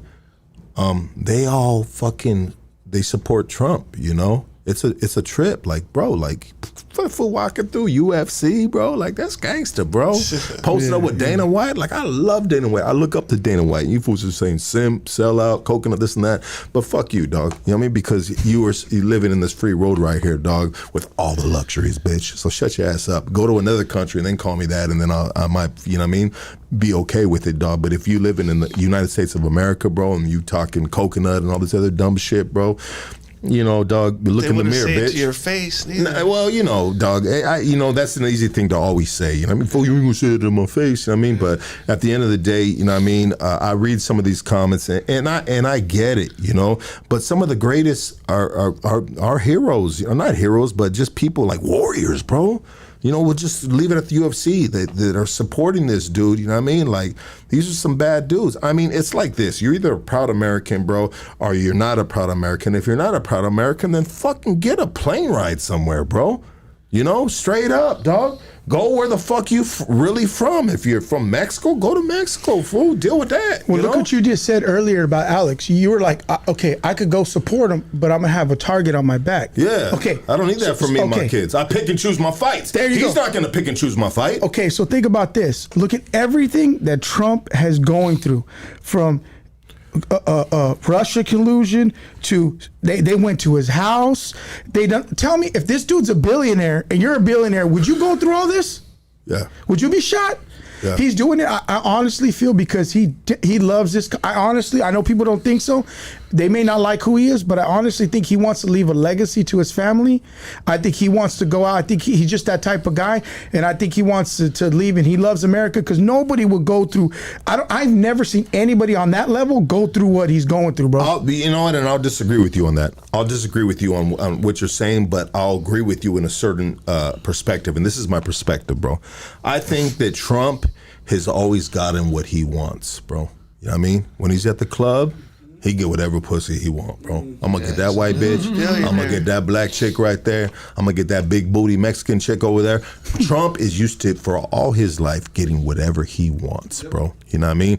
And right now you're backing you're like, bro, like the orange man, this and that, but that dude's a pit bull, bro. And he's been winning all his fucking life. He's a businessman, bro. And nobody tells Trump no. And when you tell Trump no, he gonna go extra hard. So I just believe that Trump is just a natural born winner. Been winning all his fucking life, bro, and now it's just at the ultimate level, because these rich people get desensitized in the sense of, like, you know, when they were going to fucking Epstein's Island because they had all the pussy in the world, and it's time to fuck little girls, you know what I mean? And we can't do that right here, so we going over there, you know what I mean? So they desensitize, you know what I mean? So it's always a higher and higher fucking rush, a high, bro, you know what I mean? And I think this is his ultimate high, you know what I mean? He's experienced every level of life on a crazy level, and now he wants the world, bro, you know, and he's found a way to get the world. He's a player in the game, bro, you know, and I believe that he does love America because that's who he's going to be leading, you know. But I believe that his ego and everything is so fucking out of this world, bro. That, you know, and he'll fucking take a fucking knife to the throat before he fucking loses, bro. You know what I mean? Because it fuels him, dog. The adversity fuels him, dog. That gunshot to him, bro, fueled him, bro. You know, but hey, at the end of the day, I'll say like this. Like, if he's gonna make the world better for us, bro, then fuck it, dog. Get shot, get pussy, do whatever the fuck's your shit is, dog. I don't care who it is, dog. If it's Republican or Democrat, bro, whatever is fucking gonna turn the price of Stouffer's lasagna back down to $9.99 instead of fucking $20, bro, I'm good with, bro. Whatever is gonna fucking keep my kids safe in schools, bro, I'm good with, bro. Whatever's gonna let motherfuckers bear arms to protect their household, bro, I'm good with, bro. And homie, whatever's got to do with family and living an easier life, bro, I'm good with. Clap for yourself, Lucky. Come on, man. Clap for yourself, Lucky. Now, that was fire right there. I got it. That was a good one. No, I 100%. Like you said, who would you want leading the country? Somebody like him going out there representing. I need a businessman, bro. Thank you. I need a dude that's gonna talk to fucking Putin, and you know, I don't give a fuck what they do, dog. They can go to the strip club, bro. They can go to the strip club and have a great time on American dollars, bro. My tax-paying dollars, and whatever fucking dissolves that fucking beef, bro. I'm cool with fucking Chin Lee and Susung and who all these other fools in Korea and China, bro. Like, bro, you need a man, bro. You know what I mean? You don't send the weakest link in the room, bro, to discuss with fucking crazy ass motherfuckers, bro. Send another motherfucking crazy. Did you hear what Putin Dude, said? he had that fool from North Korea on check. Remember, he had that fool was a crazy king down jail and all that. He was scared to death of Trump. Remember? Do we send the big dog through, or do we send the little dog through? Do we send the dude that doesn't really know where he's at? Biden's right there in Afghanistan. They're taking all of our weapons, riding around in our tanks, and all that killed all this and that. Like, that's how weak they are. But say your little comment, A-Rod, about the knee pads. Oh yeah, so I was like, when I heard that you want to transition from going from Biden to do whatever you want to do. Yeah. So when we heard about that, we were like, right away, I told Jess, let's make some shirts that say from the pee pads to the knee pads. You know what I mean? Went from Joe.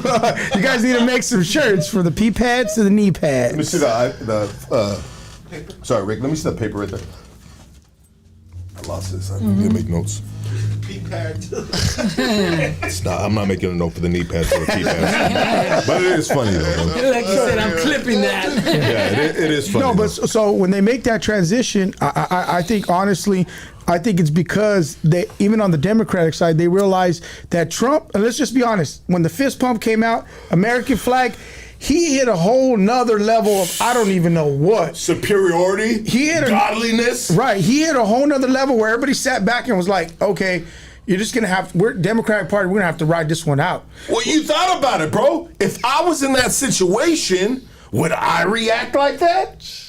Right. Oh, he reacted like that? The orange man, the dude that was talking about grabbing the pussy on the fucking one, this, that, the old news, right? You know what I mean? Yeah. But anyways, like, bro, like, you know what? I think, honestly, like, then we got Kamala Harris now.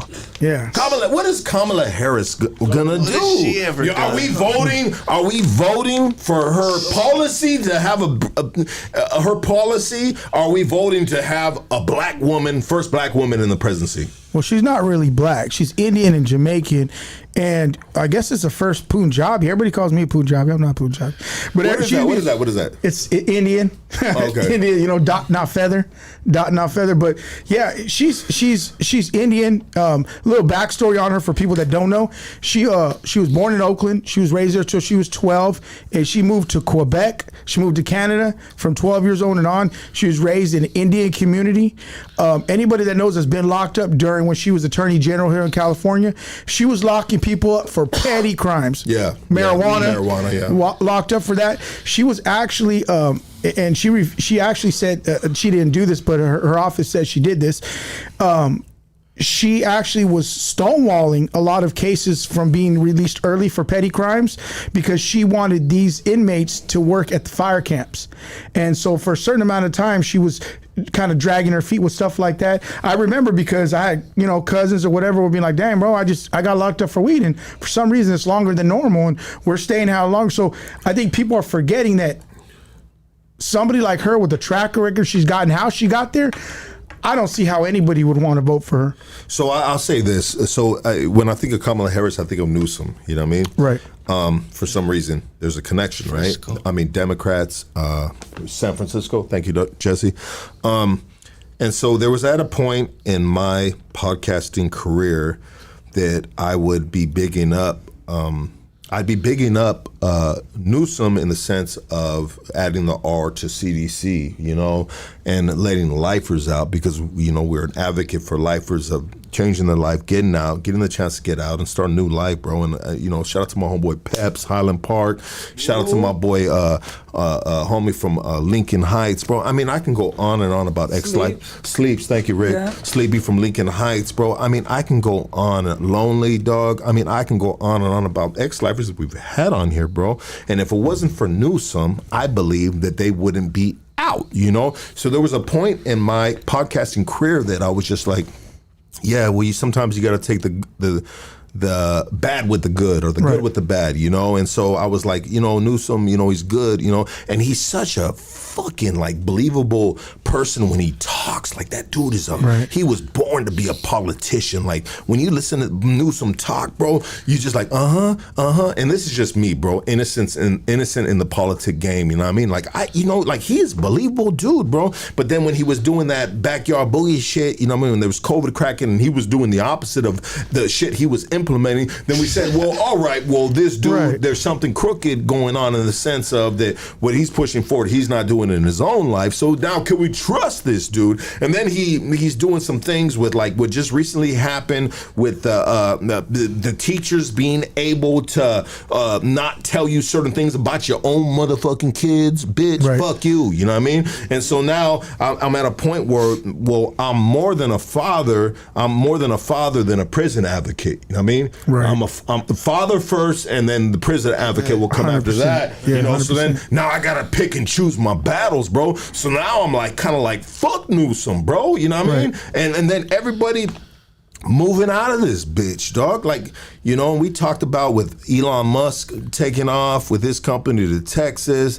I mean, damn, bro. And then we got to deal with these prices of Stouffer's lasagna, you know, and gas, dog, and rent and everything, bro. It is just, everything is just so overpriced. But we're one of the greatest states in the United States, bro. We're powerful, dog. California is holds so much fucking power and influence across the world, and damn, why are you treating your citizens like this? Like, what are we really doing? Or do we have this power because we're fucking just raping our fucking citizens and taking everything we can get from them, you know what I mean? And being able to fucking just like, hey, I got you, dog, you know what I mean?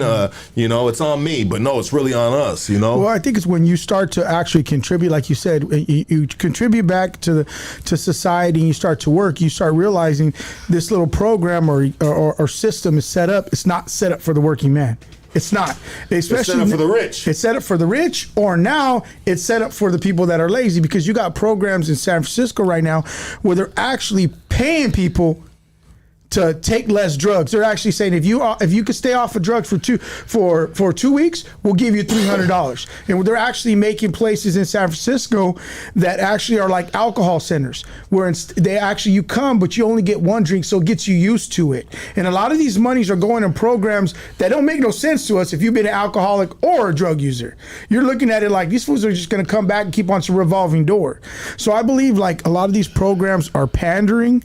And I feel like the Democrats, that's what they do. They create a problem and they come up with a solution. They create a problem. It's like Kamala Harris. She was the one that I think it was Proposition 47, where she said that you could steal up to $950 and it's looked at as a misdemeanor. But now in San Francisco, you got people busting in car windows, stealing stuff up to $1,000, because that's what they do. They create a problem and then they try to find a solution for it. You know? Let me ask you, and I'm going to let one of you guys take this question, and you guys decide who gets this question. Okay, and this is the question. And you and A-Rod, Jesse, you decide who takes it, because I don't want to hear from both of you guys, because you guys might take one from the other and fucking bop. You know what I mean? If you were the governor of California, how would you resolve, or how would you help homelessness? You know what I mean? Because the population of homelessness is fucking ridiculous, bro. You know, so if you were governor of the state of California, how do we fix homelessness? Who gets that? You can get that one, Jess. Just open more drug centers and all that, because most of like probably 80-90% are drug addicts and all that, but don't supply them with needles and all that like they're trying to do over there, these leftists. But yeah, but it makes sense in the sense of like, if you're going to give them needles, bro, then you're preventing AIDS and other diseases. Yeah. but you're enabling them to. But even they even have where you could do drugs at. So, I'll combat you on this right here, bro. I think that what you just said with the needles thing, I think it's good that they do that. It's just like handing out condoms, bro. You know, like that's it's protection, bro. So I feel like Jesse right there, in my opinion, bro, like, okay, what's next, bro? You know what I mean? But they're not. They're actually, those programs, they're not showing up to them because those programs have rules. They have to say you have to use a needle here. You could do it so many times. So those programs, they're opening them up for those programs, but they're realizing also a lot of these programs are not working. It's just, it sounds good. As a politician, it sounds like, hey, this is what I'm doing. But think about it, even in my hometown, Bakersfield, they opened up this huge homeless shelter, but because it has rules and you got to be in bed by 10 o'clock and you can't leave at this time, the places are empty, bro. I'll say this. Okay, I'll present the question to myself. How about that, to be fair, right? Yeah. And you guys ain't gonna like this, dog. You guys are not gonna like this because I'm not on drugs no more like that. I mean, even though I do recreational use. I mean, with my boy Hunter Biden. in the White House. In the White House, baby. It's nothing like doing cocaine in the White House, baby. It is better high. Even if the cocaine's bad, bro. We in the hot White House. What's up, fool? Bop, bop, bop. You know what I mean? Passing around the motherfucker. Hey, if you come with us to the White House, ever, don't make us look bad, dog. You know what I mean? I would do this, bro. I would stop all these nonprofit organizations that have great hearts, bro. They have amazing hearts. Shout out to fucking Claudia. Shout out to LA on Cloud 9. In the chat right dude, now. Claudia, I love you. You a beautiful soul. Yeah. But honestly, Claudia, if it was up to me and I had a little wine in me, you know what I mean? So I might think different tomorrow, but this is doing live shit that sometimes you got to live with what you say, and I'm going to live with what I say. I would stop, Claudia, LA Cloud 9, all these organizations, Pauly's Project, you know what I mean, going on and on. Shout out to Pauly's Project, you know what I mean, and LA on Cloud 9. But they go and they are basically like room service. You know what I mean? Room service for the homeless people, you know what I mean? And then we talked about sometimes they be picky as fuck. Why? Because in downtown LA on Skid Row, these motherfuckers are picky as fuck because there's so many people catering to their situation. Excuse me, they're catering to their situation. Now, if I was the governor of the United States, I'd stop all these nonprofit organizations from feeding them, giving them tents, and all this other shit, you know what I mean? And I would stand there like this, you know what I mean? Like, I'm not going to be from a farm. I'll be right down the street, and I'm going to be like, hey, dog, you know what I mean? Ain't nobody coming through for you. You know what I mean? Ain't nobody giving you nothing right here. You know what I mean? You ready to get your shit right? You can come over here on the workforce, get your shit right, sober up, or you can go right there to that rehabilitation center, but I'm going to stop enabling you. I'm going to stop enabling you. I'm going to stop fucking feeding you to live like this. You know what I mean? I think at the end of the day. I think you're 100% right. Hey, bro, am I the bad guy right here, bro? I'm sorry, bro. I'm going to let them fucking shit on each other. I'm going to let them fucking use that one fucking needle, bro, that is harder than a motherfucker to pop in that shit. Like, hey, it's your death sentence, stupid. You know what I mean? I've been on drugs before. I knew what I was doing when I was on motherfucking drugs. But then we got people that have mental illness. So that's just a different story right there. But we're going to separate the ones from the ones that really can know what the fuck they doing. You know what I mean? I don't want to fucking do that to the people that are really just like need this help. So we'll have the mental health spot right there. We'll have the drug rehabilitation, which needs mental health as well. You know what I mean? Because I need it, you know what I mean, after doing so much drugs, you know? And then we have the blue collar workforce where you just sober the fuck up, stupid, because you smart as shit. You built that fucking 3-story motherfucking condo on the corner of whoop-de-whoop-whoop and this, and it's going viral on Instagram, on YouTube, which happened with me when I recorded that one dude, you know what I mean? I'm just saying, like, there's some smart dudes right there that are taking the easy way out, bro. It's called tough love. Right? Tough love. Tough love. I'm tough love. I don't give a fuck, dog. Shit on me, dog. I'm sorry, dog. Hey, my bad. Hey, LA Cloud 9, we love you. Claudia, I love you, girl. You the shit. You know what I mean? But instead of fucking enabling these people, you know what I mean? Let's get you your own building, Claudia, where you're gonna have a real rehabilitation center, and the people that want help are gonna walk through that door and they can't leave until they sober the fuck up. Well, 100%. We were on Skid Row. I want to say it was 2 years ago for a Christmas. I forget what it was. We literally had homeless people coming up doing this. What you guys got? Like, what do you guys got? I'll take that. You got a brown sweater? Purple? Yeah. What's up? And we were sitting there. And those are the people that can work. And I was looking They're taking advantage. And we sat there and I was like, dang. Like, Jess goes, Bro, we worked hard on getting all this stuff together. People came out here and they were looking and then they passed up on some stuff, and they were literally grabbing some things and being picky instead of just having their hand out and getting, blessed. They literally were being picky about what. And I told Jess, I said, hey, man, is it just me or is this changing? So then Jess was like, we're going to focus more on the kids in the inner cities, giving free haircuts and back to school stuff, because we feel like these grown folk that could work, maybe they're not as grateful as they should be. So that's something that we noticed as well, huh, Jess? I'll tell you this, the day that me and Rick handed out fucking pizza on Skid Row, the day that me and Rick handed out pizza on Skid Row, you know what my kids had that night? They had top ramen, motherfuckers. They had top ramen. Claudia said, thank you, Lucky. I love you too. Homelessness has become an industry that make a shit lot of money.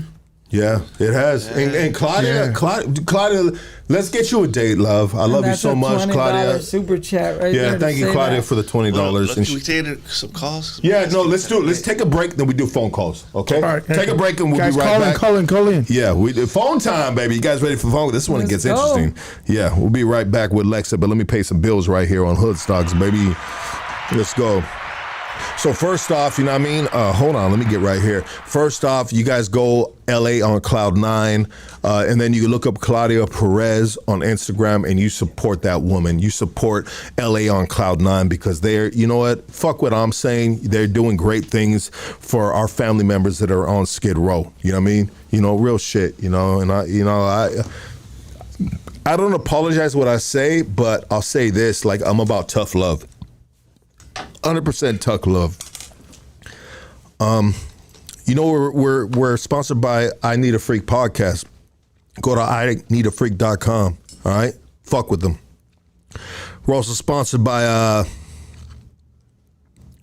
Flourish and Prosper. Check it out if you're trying to get in the music game. This is your platform right here. Independent record label. They make you beats, they record your music, everything. Shout out to my boys from Flourish and Prosper. And what I want you to do is hit them on the DMs, and that's on Instagram at Flourish Prosper. All right. We're also sponsored by Cali to Texas Premium THCA flower. You know what they're gonna do right here? They're gonna deliver to you, bro. Any state you're at, it's the THCA, which can be delivered, and they give you a tracking, insurance, all that stuff. And I want you guys to go to their Instagram page at Cali to Texas Group, and they will deliver you whatever you want, motherfuckers. You know what I mean? Because it's legal. We're also sponsored by Canijo Tattoos. I love that dude. Matter of fact, let me show you the tattoo he just did on me. Hold on.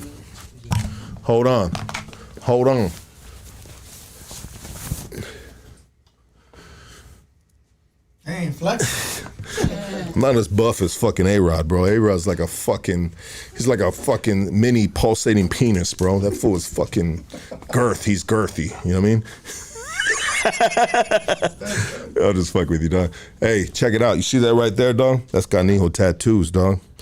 I'll give you his phone number. It's 562-704-9743, and follow my Instagram at Canijo_tattoos. Hey, check it out. Many of our listeners mistakenly believe the only way to buy a home is to have perfect credit, a large down payment, and then proceed to get into a bidding war on your favorite home. This isn't the case right here. The team at Prime Equity Mortgage has access to off-market inventory and access to 50-plus banks, plus their own bank. They have helped thousands of people in our community get their home and even help investors find ugly homes to flip. This is how home flippers buy their homes. Call Andrew now and see what he can do for your family. Andrew helped me buy a crib, bro. Real shit. This dumb motherfucker right here with all the stupid ass tattoos, bro. I hear you motherfuckers, dog. Your thoughts are horrible, dog, but it's okay. I'm gonna give you some game right here. This dude helped me buy a crib, dog. I own a house, dog. Imagine that, dog. This is his phone number. You guys ready? His personal phone number, 626-825-6565. I was at the gym with Andrew the other day, and I said, Andrew, the economy's fucked up, dog. Fucking Stouffer's lasagna is $20, bro. What the fuck? How are we gonna buy a house right now? And I said, when's gonna be a good time to buy a house? And he looked at me, this is the professional dude. He's a millionaire. I'm working out with a millionaire. Feels great sometimes to hang out with guys like that, and he's a good guy. And he said, Lucky, when is going to be a good time to buy a house? There's only one way to find out. Call me, 626-825-6565. Looking for some good quality cannabis? Killer quality cannabis. Hit the folks at Killa Kush. They specialize in bringing the best quality available from OG to exotic. They got it all, baby. I want you guys to follow them on Instagram to get their locations of their shops, all right? And that's at Killa Kush __420. Looking for the best criminal defense attorney in the city of Los Angeles. And check it out. Doug Sherrod is going to be on Hoodstocks August 10th. I think that's the date we have right here. This is our criminal defense lawyer. He used to be a federal prosecutor, and he used to be a district attorney for the city of Los Angeles. Doug Sherrod's my dog. That's my boy right there. My criminal defense lawyer that I have on retainer right here at Hoodstocks. Fucking bad motherfucker, dude. Dude, you want him to walk in the courtroom and handle your shit. If you're crossing that bridge right now, you need a criminal defense attorney. KingKongLawyer.com. KingKongLawyer.com. Orange County, stand the fuck up. RJ, I love you, dog. Gutter Phenom is a lifestyle brand that's dedicated to supporting and inspiring individuals who are determined to achieve their dreams. We believe that no matter where you come through and what you've been through with hard work and dedication, anything is possible, baby. You know that. Visit gutterphenom.com. Gutterphenom.com. We're sponsored by La Conecta, baby. San Antonio, Texas. Stand the fuck up. Don't shut the fuck up. Stand the fuck up. Shop LaConecta.com. Use Hoodstock, get 20% off. Hey, we're also sponsored by Rick and Morty Gummies. The official. You know what, dog? Mushrooms. I believe in mushrooms. I don't know how God feels about mushrooms, but hey, it's a part of his. He planted them seeds, baby. You know what I mean? You know, he created mushrooms. You know, so sometimes whatever goes in the ground, and we figure out, you know, if it's for seasoning, if it's for this, that, the other, if it's for a hot tea, you know, or if it's for to get your mind right. Mushrooms is the next level right here, and these guys got it in a gummy form, which is at Rick and Morty Gummies Official, the best in the world, dog. Why? I'll fuck with it. It's my daily vitamin, dog. Microdose. Don't go too crazy. Hey, we're sponsored by fucking Graphic Joe. Does all our stickers, dog. Hard hat certified, baby. Go to Instagram at Graphic Joe _. We'll be right back with LEXIT, baby. Let's go.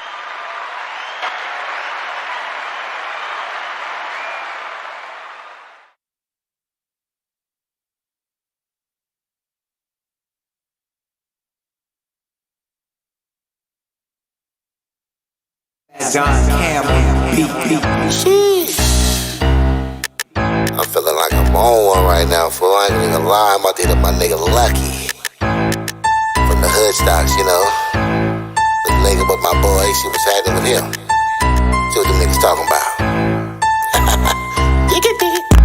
I just smoked some fire, so I'm on one. I just took a shot, so I'm on one. I just took the shroom, so I'm on one. I just met a baddie, so I'm on one. I just smoked some fire, so I'm on one. I just took a shot, so I'm on one.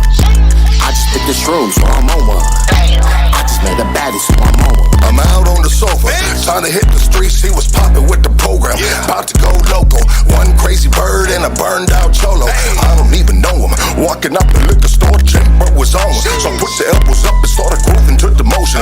Crack the bottle open, bump the lawn as if you're knowing. Dab the homie up, yo, it's headed where we going. Killa Kush blunts blowing clouds to the ocean. Flying so high, Tuckle Tuesday coming with me. Jumping on the mushrooms with the Jordans and the Crispies. Super Mall brothers, here we come down the chimney. The gang is coming with me, the side I rep is 50. I drank so much I had to drop off my kidneys. Mexicano Drew, real smooth with my pimpin'. Hoodstocks goons, yeah, them fools are always on one. Let's go, baby. I just smoked some fire, so I'm on one. I just took a shot, so I'm on one. I just took the shroom, so I'm on one. I just met a baddie, so I'm on one. I just smoked some fire, so I'm on one. I just took a shot, so I'm on one. I just took the shroom, so I'm on one. I just met a baddie, so I'm on one. I just took a shroom, but we ain't talking stranger things. Yeah, I'm Birdie Bird, I'm off the gas, I spread my wings. With my guy, Lucky for the Hoodstocks with a slapper. If you need that work, bang my line, I'm no capper. I'm really in these streets trapping, but I am a rapper. Mushrooms got me gone, got me filled up with that laughter. If you on one, then I guess I'm on two. Feeling real good off the 1942. I just think the baddie super thick, I think it's time. Ain't tripping on your man, you need to be mine. Her pussy really got me really going super loco. Now she bouncing on me sorta like a fucking pogo. Back in my connection, yeah, we did it for the culture. Smoking big buzz, looking like a big boulder. Really in these streets trapping, but I am a rapper. Mushrooms got me gone, got me filled up with that laughter. If you on one, then I guess I'm on two. Feeling real good off the 1942. I just think the baddie baddie super thick, I think it's time. Ain't tripping on your man, you need to be mine. Her pussy really got me really going super loco. Now she bouncing on me sorta like a fucking pogo. Back in my connection, yeah, we did it.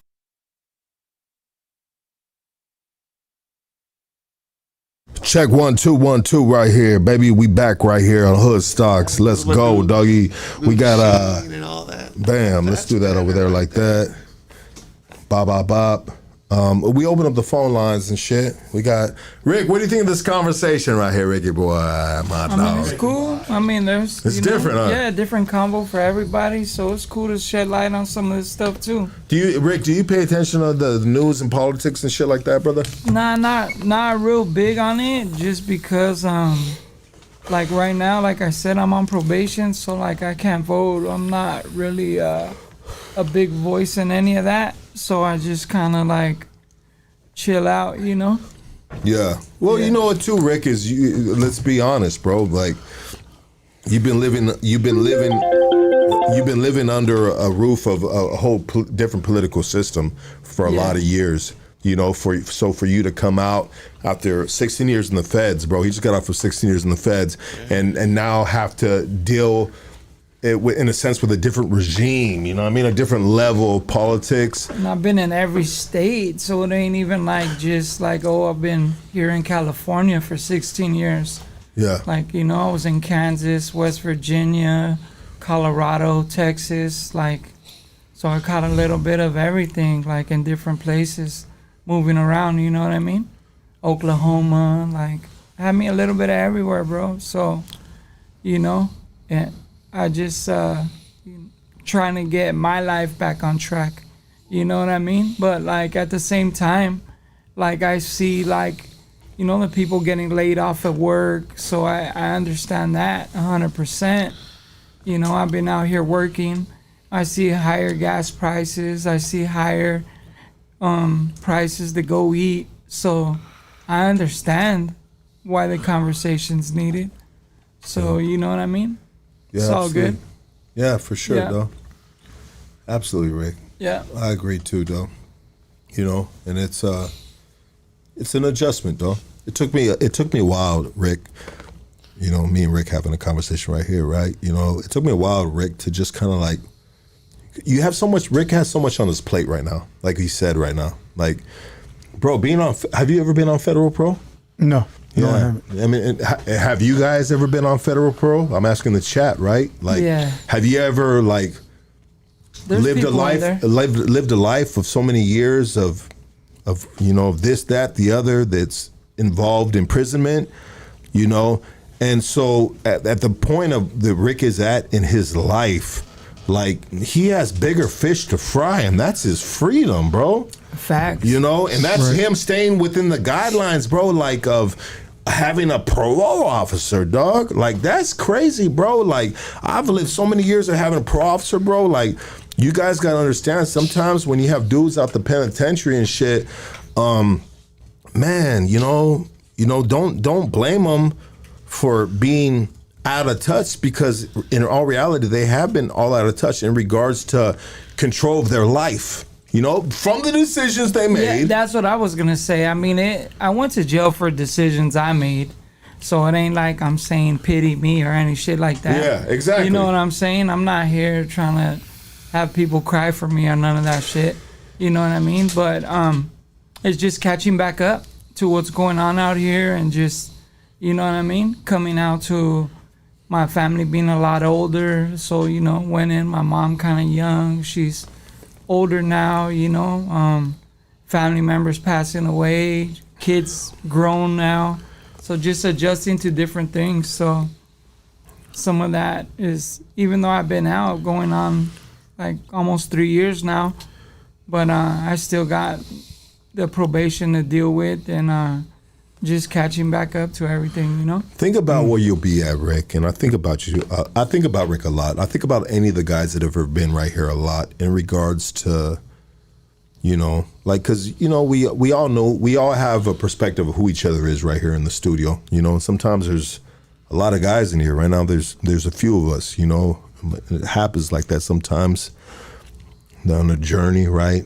You know, sometimes people got to take a break, whatever the situation might be. But I think about Rick in the sense of just like, dude, like, yeah, he said he's only out for 3 years, bro. Can you imagine when he's out for 10 years? Like, is that going to be the same Rick? I believe it will still be like the core of who Rick is, but I believe it will be a different man, you know? And I hope in a sense of growth, right? Evolving. Yeah, evolving, bro. Yeah, right, Rick? You know what I mean? Like, you don't want to ever be the same dude that you were 10 years before, right? You got to grow and more knowledge and... I mean, just getting out and getting a job. I mean, that was a big difference for me too. And I mean, I got a hard labor job, so it ain't like. Can I ask a question on that? Yeah. How do you handle that? Because I've been roofing my whole life. Started as an apprentice. How do you start as a? I don't know. I'm assuming you're over 40. Yeah, I'm gonna be 47 on Thursday. Thursday, happy birthday, Rick! Happy birthday, bro. I say, yeah. I mean, that's You made it. That's a big thing to come in at 47 and start off as an apprentice or a laborer. I mean, Yeah. that got to be hard sometimes. Yeah, I mean, You know it's what I mean? it's You know, hard. Just being able to fall in line right there. It's hard, and just dealing with the bosses and just stuff like that is hard. From going to or like When the guy's 30 and don't know shit. yeah, and That's so life. and younger than that, and just talking down and just, you know, and you come from, let's say, jail to where like you're more like not wanting nobody to tell you shit, Right. to like, hey, go get all that shit and move it over there right now, or go home. So Like, big respect to be able Yeah. to handle that. I respect that. Because like I said, I've been in business since 08, roofing. yeah, And some of the best guys I got came straight out of the pen. Did time. Have you ever done prison time, sir? No, I never have. No, never. I'll tell you, let me tell you this right here. So I like the question you presented. Yeah. What's your name, brother? My name's Paul. Paul, okay. You out of San Diego? Yeah, I'm out of San Diego. Okay. Are you gang related? I don't like to say gaming because when I was a little kid, I dabbled in, but you know. Yeah. Okay. I went to You know the I life. started The working question when I is, was I'm 18. asking, do you know the life? Yeah, I know the life. Okay, you know, because you look like you know the life. You look like you an OG, bro. Yeah. But, you know, I don't like to say this So I got an IBW Local 11 at 39 years old. You know, I changed my life around 37, and I started trying to get in the track, joining the union at 39. And one of the hardest things was for me is to kick the high of the street life, because that's a lifestyle. You the big dog on the streets. You feel me? Now you join a union and say you're a first year apprentice in IBW Local 11 as a young apprentice electrician. It's a hard pill to swallow, bro. If you were the big dog on the streets, you know. And but at the end of the day, if you want change, that separates you from the next man. You know, so if you want change, and with change comes being fucking humble as shit. Be like, this bitch ass fool fucking coming at me side, bro. Like I'll tell you like this. I didn't have the perfect apprenticeship. You know what I mean? Because I was I'm a journeyman now, right? You know, but and my apprenticeship went to 6 years due to COVID. You know, so I did a 6-year apprenticeship for IBW Local 11.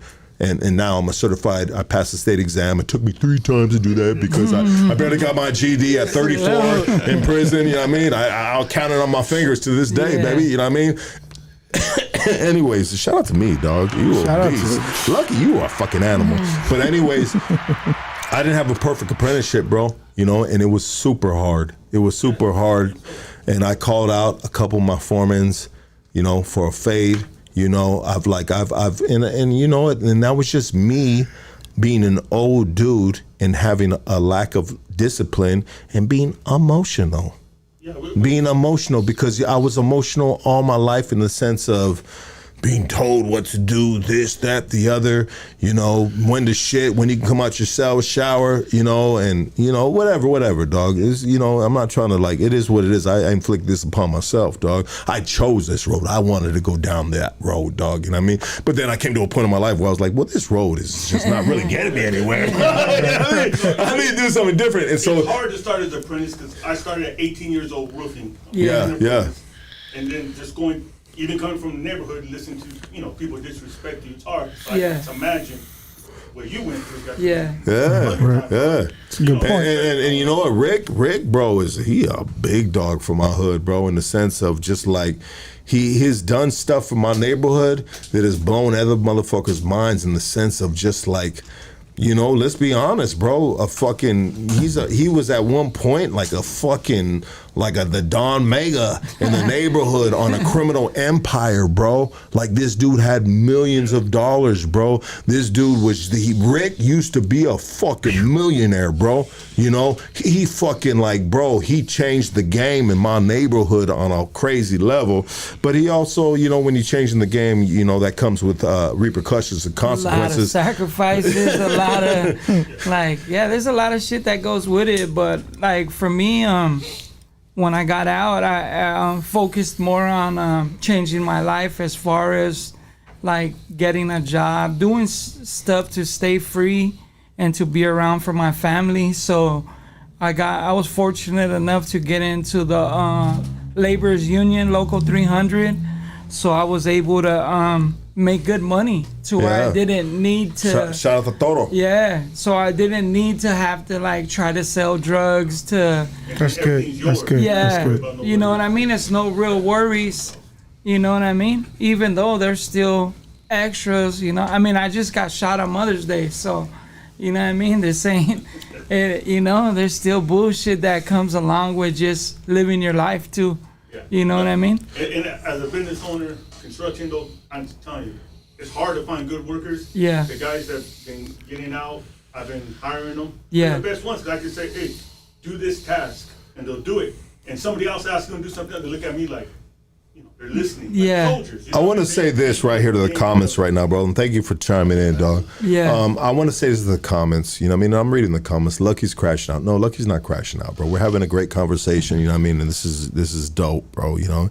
Lucky's on Droopy's nuts. Nah, bro, I love my boy, and I bigged him up since day one. Get the fuck out of here, dog. And I admire him in a sense that he's been able to be the person that I wanted to be in certain levels in regards to just, you know, I appreciate him in the sense of, you know, we talked all the time about being on different sides of the spectrum and shit, but I think the appreciation is mutual in the sense of like he respects the side that I stand on, which sometimes can be like, you know, asshole side, you know. But anyways, enough of all that. Let's get phone calls. I'm sorry, guys. A lot of you guys called right now, and we were on this conversation. I didn't answer. Please call back right now and let's get this shit cracking. Let me see. Yeah, you guys start calling in. Call in, guys. Matter of fact, I'll start calling some of the text messages back, dog. A lot of text messages back.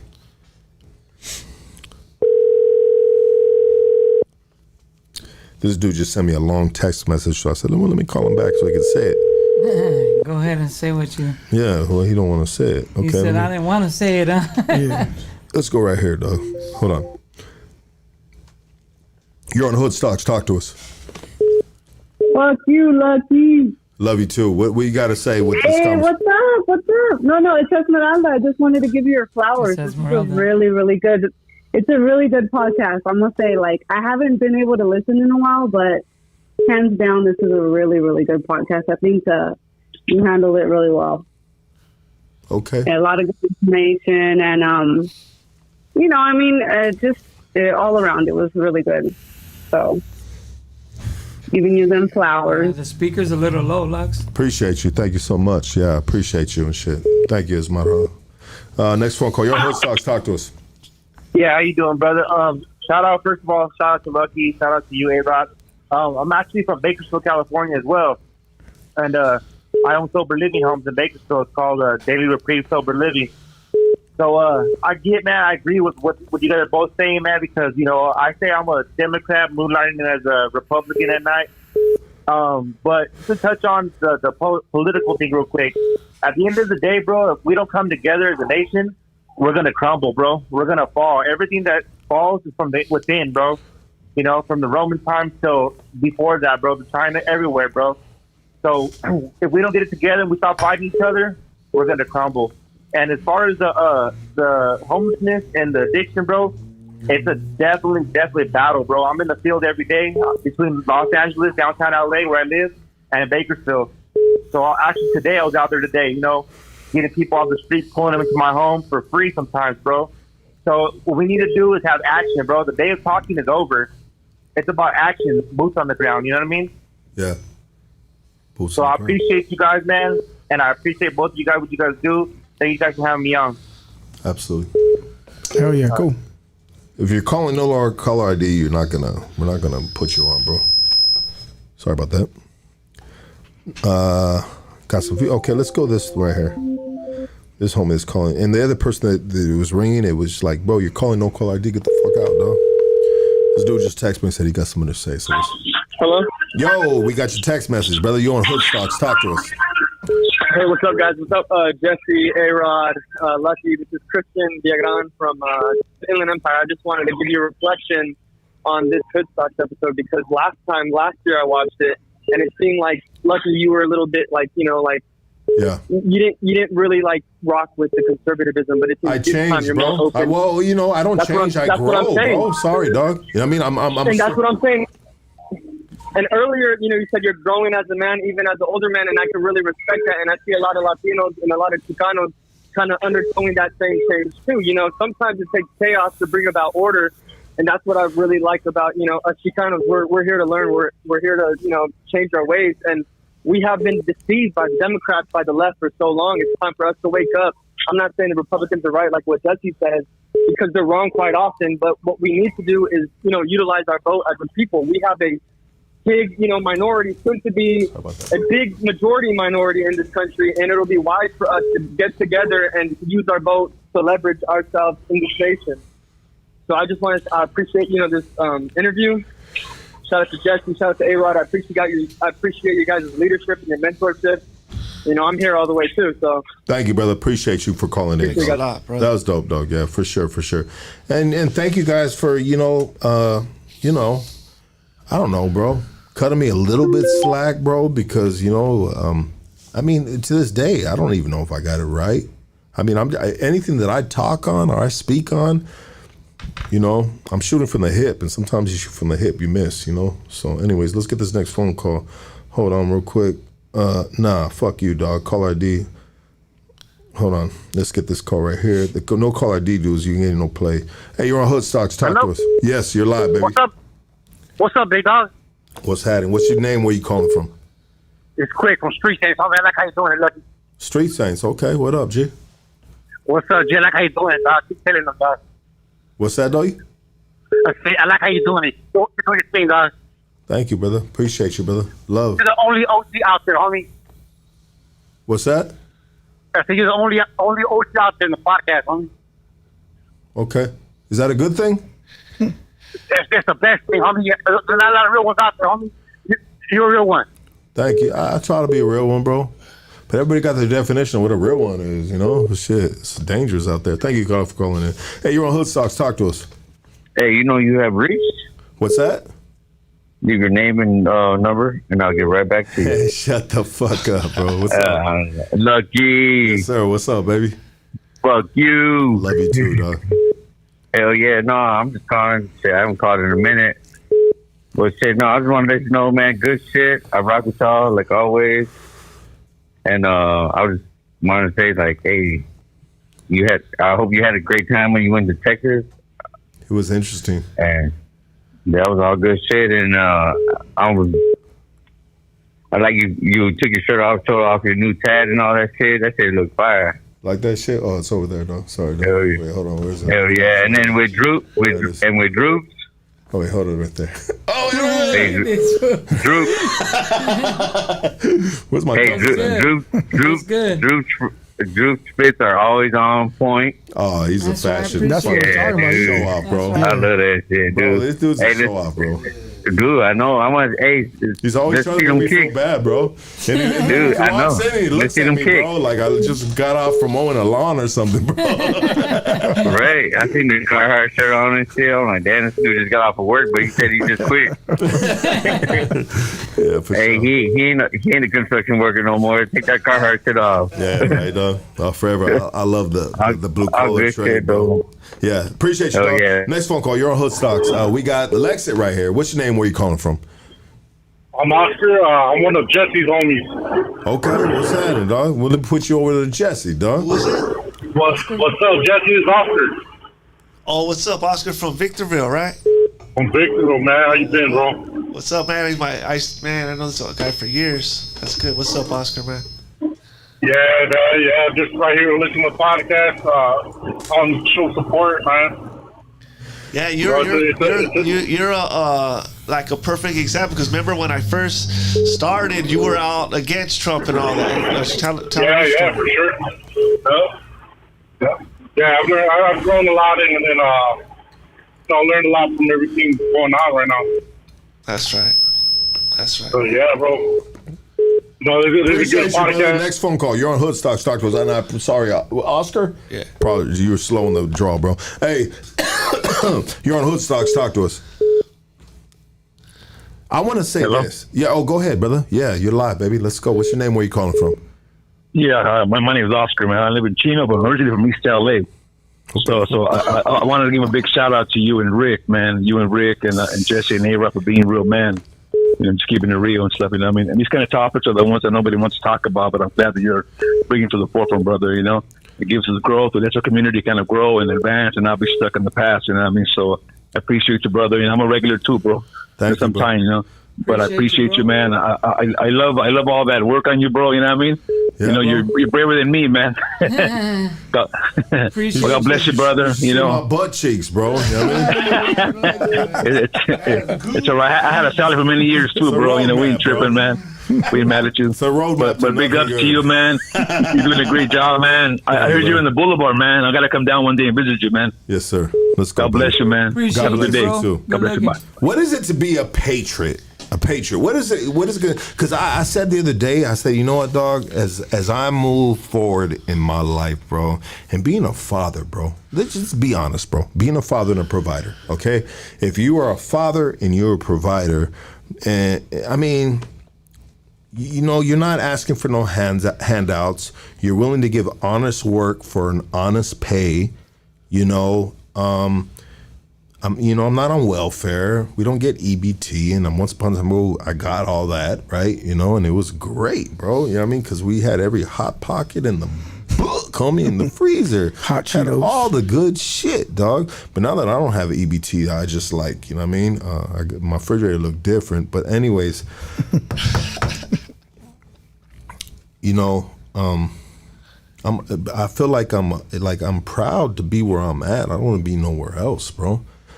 You know, and yeah, there's a lot of policies and fucked up shit. Gavin Newsom, you know, whatever presidency sometimes that doesn't align with what you believe in, because there's different policies that you're good with and you're not good with, regardless of what president it is. But at the end of the day, bro, I don't want to be nowhere else, dog. I don't want to be in China. I don't want to be in Russia. I don't want to be in Ukraine. I don't want to be in Israel, and I'm a fucking Jew, dog. You know what I mean? You know, like I want to be right here in the United States of America, bro. Why? Because I'm happy here, bro. Right. I'm really happy here, bro. I don't want to be nowhere else. Do I want to travel and experience some place? Fuck yeah, but just on vacation shit. You know what I mean? You know, but I'm happy here. So I this is me, lucky at home, laying in this bed on mushrooms, dog. You know what I mean? After a podcast and thinking about life. And you know what? So I was like, well, fuck, maybe I'm a patriot, you know? Maybe, you know, what's a patriot? What is a patriot, brother? Somebody that's, to me, that loves this country, that's proud of this country, that wants to fight for you know, I know that we're fight for the country, die for the country. Yeah, pretty much. And look, like I always say, look at the glasses half full, because at that moment when you know everybody wants to come after, there's a reason why everybody wants to come after us. There's a reason why we're that shining light, you know what I mean, at this whole world. Think about it. The fact that we made it here, and there's a lot of people the fact that we made it here, going back to Alex, the fact that people don't want to leave and want to stay here, the fact that we're here, how can you not be patriotic? Like you said, when has America ever been great? Look at this room, bro. The brother right here just gave us testimony back here, and look where he's at. You know what I mean? Sitting here looking all decked out, but he came. You know, I mean, think about it. He's always decked out. You see him in prison, and that boy's decked out. And think about this. Most people in the chat would only hear stories about him and see it on movies, and it doesn't end well. But right here, it's ending well. Ooh. And you look at it, and you're like, wow, bro, how could you not love this country? Like, how could you not? Bro, that's what it provides. That was fucking very impactful in the sense of like, I love Rick, bro. Yeah, we have our differences, bro.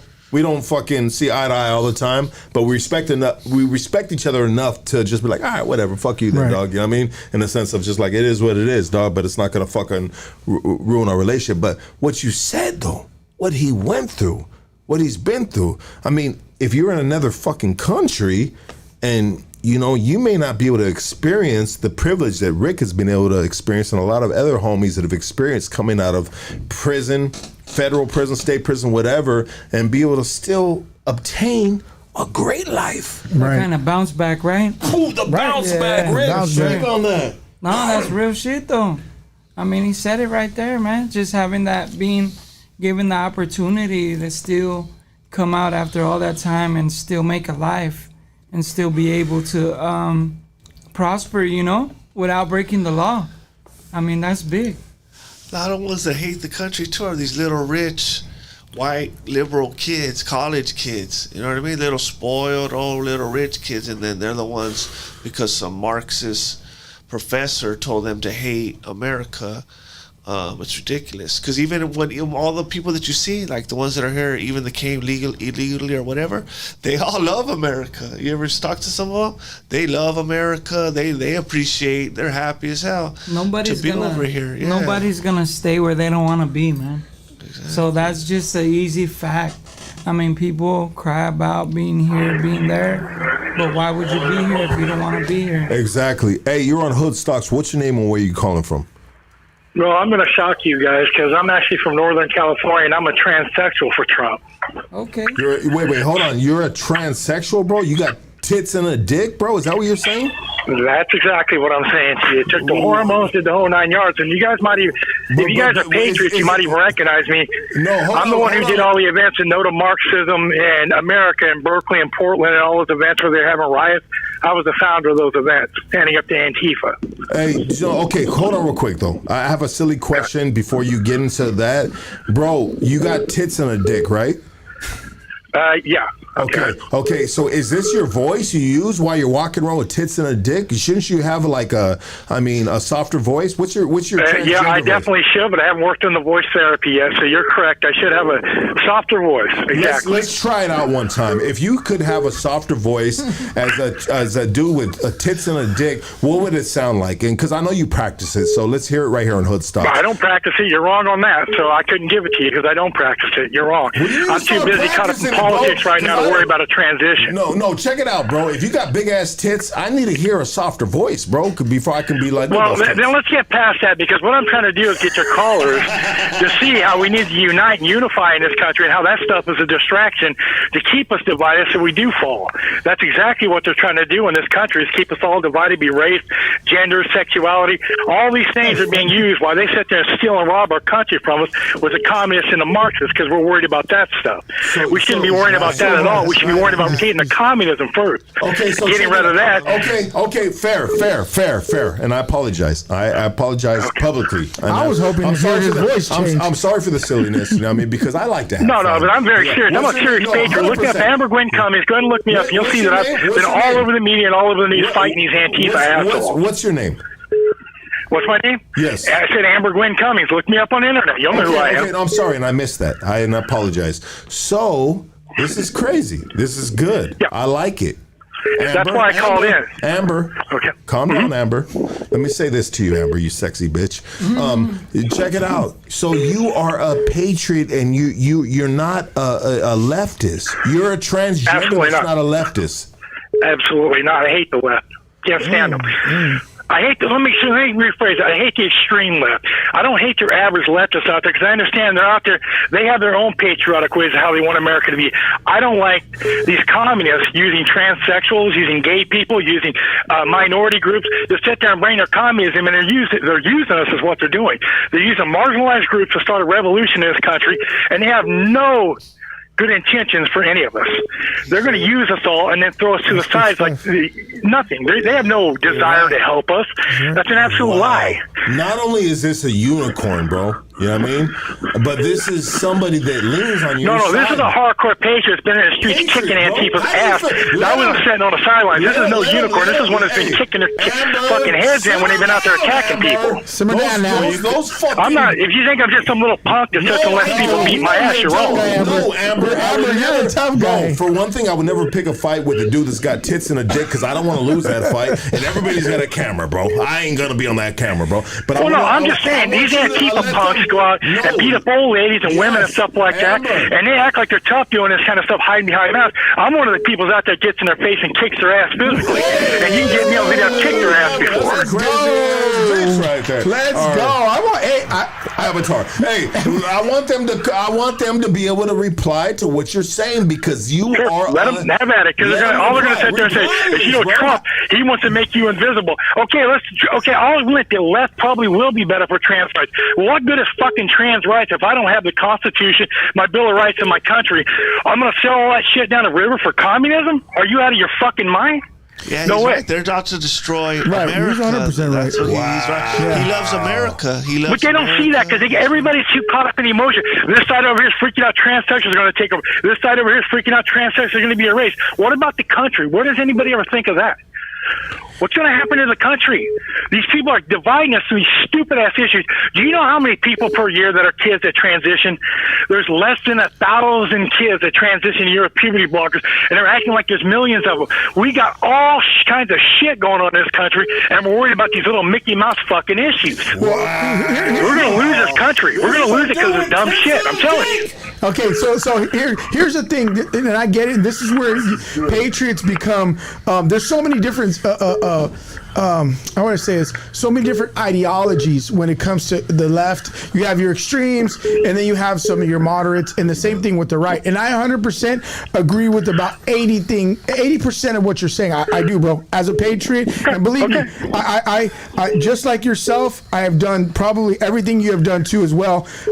I know you've probably been following LEXIT. I don't know if you've been following LEXIT for a while, but they said I was a Proud Boy leader in Bakersfield. I'm sure my wife is on here. BLM showed up to my house. I've been in fist fights with BLM downtown. We've done it all, right? Trying to push back on different stuff. I agree with that. The section where we come from is a big deal because to me, and I get what you're saying because in the bigger picture, this is the way I look at it. It's just to me, and we could agree to this, but I 100% back you up. That's why I don't look at Trump as my pastor, my spiritual leader. I look at him as the best option to not tank this country and still get something out of it when it comes to our religious beliefs. But for me personally, my own life, I look at it like it doesn't matter how I die, it matters where I go after I die. And that's how I raise my house because I'd rather be locked up in China somewhere still believing and standing by the word of God than have my freedoms here and not staying. That's just me. But 100% I stand with, it's like I've stood with patriots like you 100%. And I do believe. With tits and a dick? Well, I've seen them out there. We've seen, and we don't want, and high heels, I hate to say it, and high heels. But at the end of the day, I do, and Jesse knows, at the end of the day, I do believe you're right. I do believe they are using these things to divide us because it makes us emotional because even with the LGBT community, all of us know people are part of that community, and it's something that could separate us as far as having communications. Because I got an aunt that's like that, and a lot of people from my family are like, how could you? You have a Thea that's like this. But I think that just to be able to have that conversation, because I understand where you're coming from, they are using these things, like Jesse said, to divide us. Do you agree, Jess? Yeah, he's right. But he's a patriot and he loves his country. That's good. And right, 100%. He did his research. He didn't just listen to emotions and feelings and all that. He did his homework and he said, yeah, it's communism. They're trying to destroy America with communism. They're going to try to destroy America from within. It's 100% communism. That's exactly what they're doing. Go to these universities and watch them wave the Soviet flags around. I went on a campus at UC Berkeley with an American flag, nothing inflammatory, just an American flag. You would have swore to God I was a KKK walking around that place with an American flag. They want to get me. Remember, I'm transsexual too, so they're supposed to really value what I'm supposed to stand for. But the minute you go against their agenda and you're a marginalized group, I guarantee you they will attack you, they will defame you, they'll put one of the posters up on you, they'll sit there and put the your name online, doxing you. They'll try to destroy your jobs. That is what Marxists do. That is what the brown shirts do. And if anybody aligns with that because they're LGBT or whatever, you're a goddamn fool. Bro, you're an idiot. Can I ask you a question? Are you a white guy? Huh? Are you sure, I'm white. Huh? Lucky you got white people watching you. Yeah, they you made fuck it, with bro. me. Hey, shout out to Oh, and I'll even blow your mind more than that. Back in '93, I went to prison on assault with a deadly weapon. I've been to Susanville and San Quentin, so there you go. There's another thing. How's that? And I didn't go in there as a female like a punk or anything like you think. I'm a wood. Oh boy. Hey. And I'm from Cocoa County. Hey. Shout out to Cocoa County, the finest. Shout out to Cocoa County. So I'm just saying, don't always think the stereotype is what things are. Now, there's a lot of people that are transsexual that will fall for that stuff. There's a lot of Latinos that'll fall for this. A lot of black people, a lot of white people fall for this. But there's not everybody out there that cannot see what the picture is, that they're playing the okie doke on everybody. I don't give two rat's ass what any of you guys think about me. I can care less how I think about you. That doesn't matter because we're Americans. You can have that opinion. Let me live my life. I'll let you live yours. But what they're doing is they're using children to make this thing look like it's because I know children will be the sensitivity issue that nobody that has any kind of decency in them is not going to stand up for kids. That's bro, what Lucky was saying earlier. Fuck, bro. Nah, check it out, dog. This is a transsexual on here talking this shit right here. You know what? A transsexual as convict. You left out the ass convict. This is hood stocks, right? Hey, let's go. You know what I mean? What the fuck? See, Patriot, I don't give a fuck. They coming all shit. That's right. You guys are patriots too. You know what, bro? Like, honestly, I ain't mad at this. This is something in history right here, bro. You know what? Honestly, you have these dudes from LEXIT shook right now, bro. Hey, somebody in the that's good. Let them get shook up. Let them start thinking. Use your brain, not your emotions. Use your brains. Why are they doing this? Why is it such a big deal? Why is this all blown out of proportion? When you're right on the cusp of World War III with Ukraine right now, and they're worried if I wear a dress or not. Our people over here is worried if I can put a dress on. That isn't important right now. This country and this whole world is about ready to be destroyed by a bunch of madmen that want to bring us into a world government. And if people think that's a conspiracy theory, they openly admit it. They openly admit they want to take all borders away. What do they think the European Union's about? They want an Asian Union, North American Union. They want to erase all borders so they control it.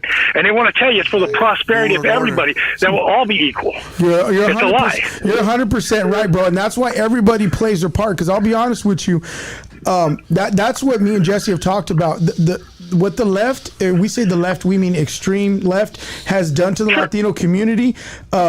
The Latino community is very trusting. If you go to Mexico right now, you have a Mexican man that's in a Catholic church that's believing a guy reading out of a Bible, and he probably can't read because that's how trusting we are to our own people that we would believe somebody we would know. So that's why Jesse formed LEXIT, because we realized that the Latino community will only trust people that look like them. And then once we can have these conversations, then we say, hey, this is our ideology, and we say, okay, it opens up our mind. And I'll be honest with you, bro. A lot of times they'll see somebody like you that may look different, and they're just not going to lend an ear. That's just a part of what our community is. Let's so go, baby. This is why we have these conversations. We want to be that middleman, and you know. That's what I've been doing for the last 4 years, and the media is going out there. I know plenty of Latinos for Trump. I'm good friends with them. We're all out there together because you all understand we have an agenda to unite everybody. Communism takes whatever your country's weaknesses are. We got a weakness in this country of being divided through race and a bad history, that kind of thing. Communists attack that. In other countries, they use religion. Whatever they can use to divide you, they divide the country up, then they conquer. They start a revolution, destabilize you, then offer you something better. They say, we can all be equal. We can all have, why own property? We can all have this communal thing. It's just utopia dream that will never happen because of the human nature of mankind. Everybody's not going to get along. It's just not going to happen. Not everybody's going to be kumbaya over here that we're going to sit there and we're going to divide everything equally. You're always going to have greedy people. You're always going to do it. So it's always going to be that way. So communism can't work under the fundamentals of the way mankind acts. And these folks are buying into that they're going to get this utopia. It sounds good on paper, but it never delivers what it promises. Hold on, Amber. I want to ask you a question. So you shout out to you. Shout out to you, okay? I appreciate it. Thank Respect. you. No, let me, and please, before you go on a crazy one again, which is honestly, it makes sense. You know what I mean? It makes sense. I know what's going on. That's why I'm so pissed. I don't understand it all, but the little that I do take in, it sounds logical. So say this, Amber. When all the politics and everything come in line to say your belief, right? You know, and where we need to be in this in the United States of America, you know. So when it comes to transgender, what rights would you like to have within this country? My Bill of Rights and my constitutional rights. Okay, but no, we already talked about that. We said all that shit gets taken care of. That's the political side. So as a transgender, Amber with tits and a dick, you know what I mean? What do you need in your life to feel like you're comfortable in this country after all that other shit gets taken care of? I'm already comfortable in this country, but I can sit there and tell you right now, I don't expect everybody to kiss the ring or something like that because I'm transgender. I expect to be treated with as much respect as anybody else deserves to be treated. If I earn that respect, if I don't earn that respect, and I don't deserve to be treated that way because I'm not earning it, but I don't expect to be treated like shit either because I'm transsexual. Nobody should be treated like shit if they're being respectful. It should all be about respect. 100%. And I give you that, 100%. So let me ask you this question. I'm a father of girls. Should you have your own bathroom or should you be okay to go into the women's bathroom? Okay, this is a complicated question, but I'll get into the logistics of it. Okay, if you can pass off as a woman. What's that? If you pass off as a woman, if you go into a bathroom that's designated for transgenders, then you're automatically putting a target on yourself. But you can't have this open free for all. There's no easy answer to this thing where anybody can just walk into a female bathroom. Because I'm going to tell you what, some of these guys that come in there with a beard on and things like that, I'd go in after them myself. So you're not going in there around those women like that.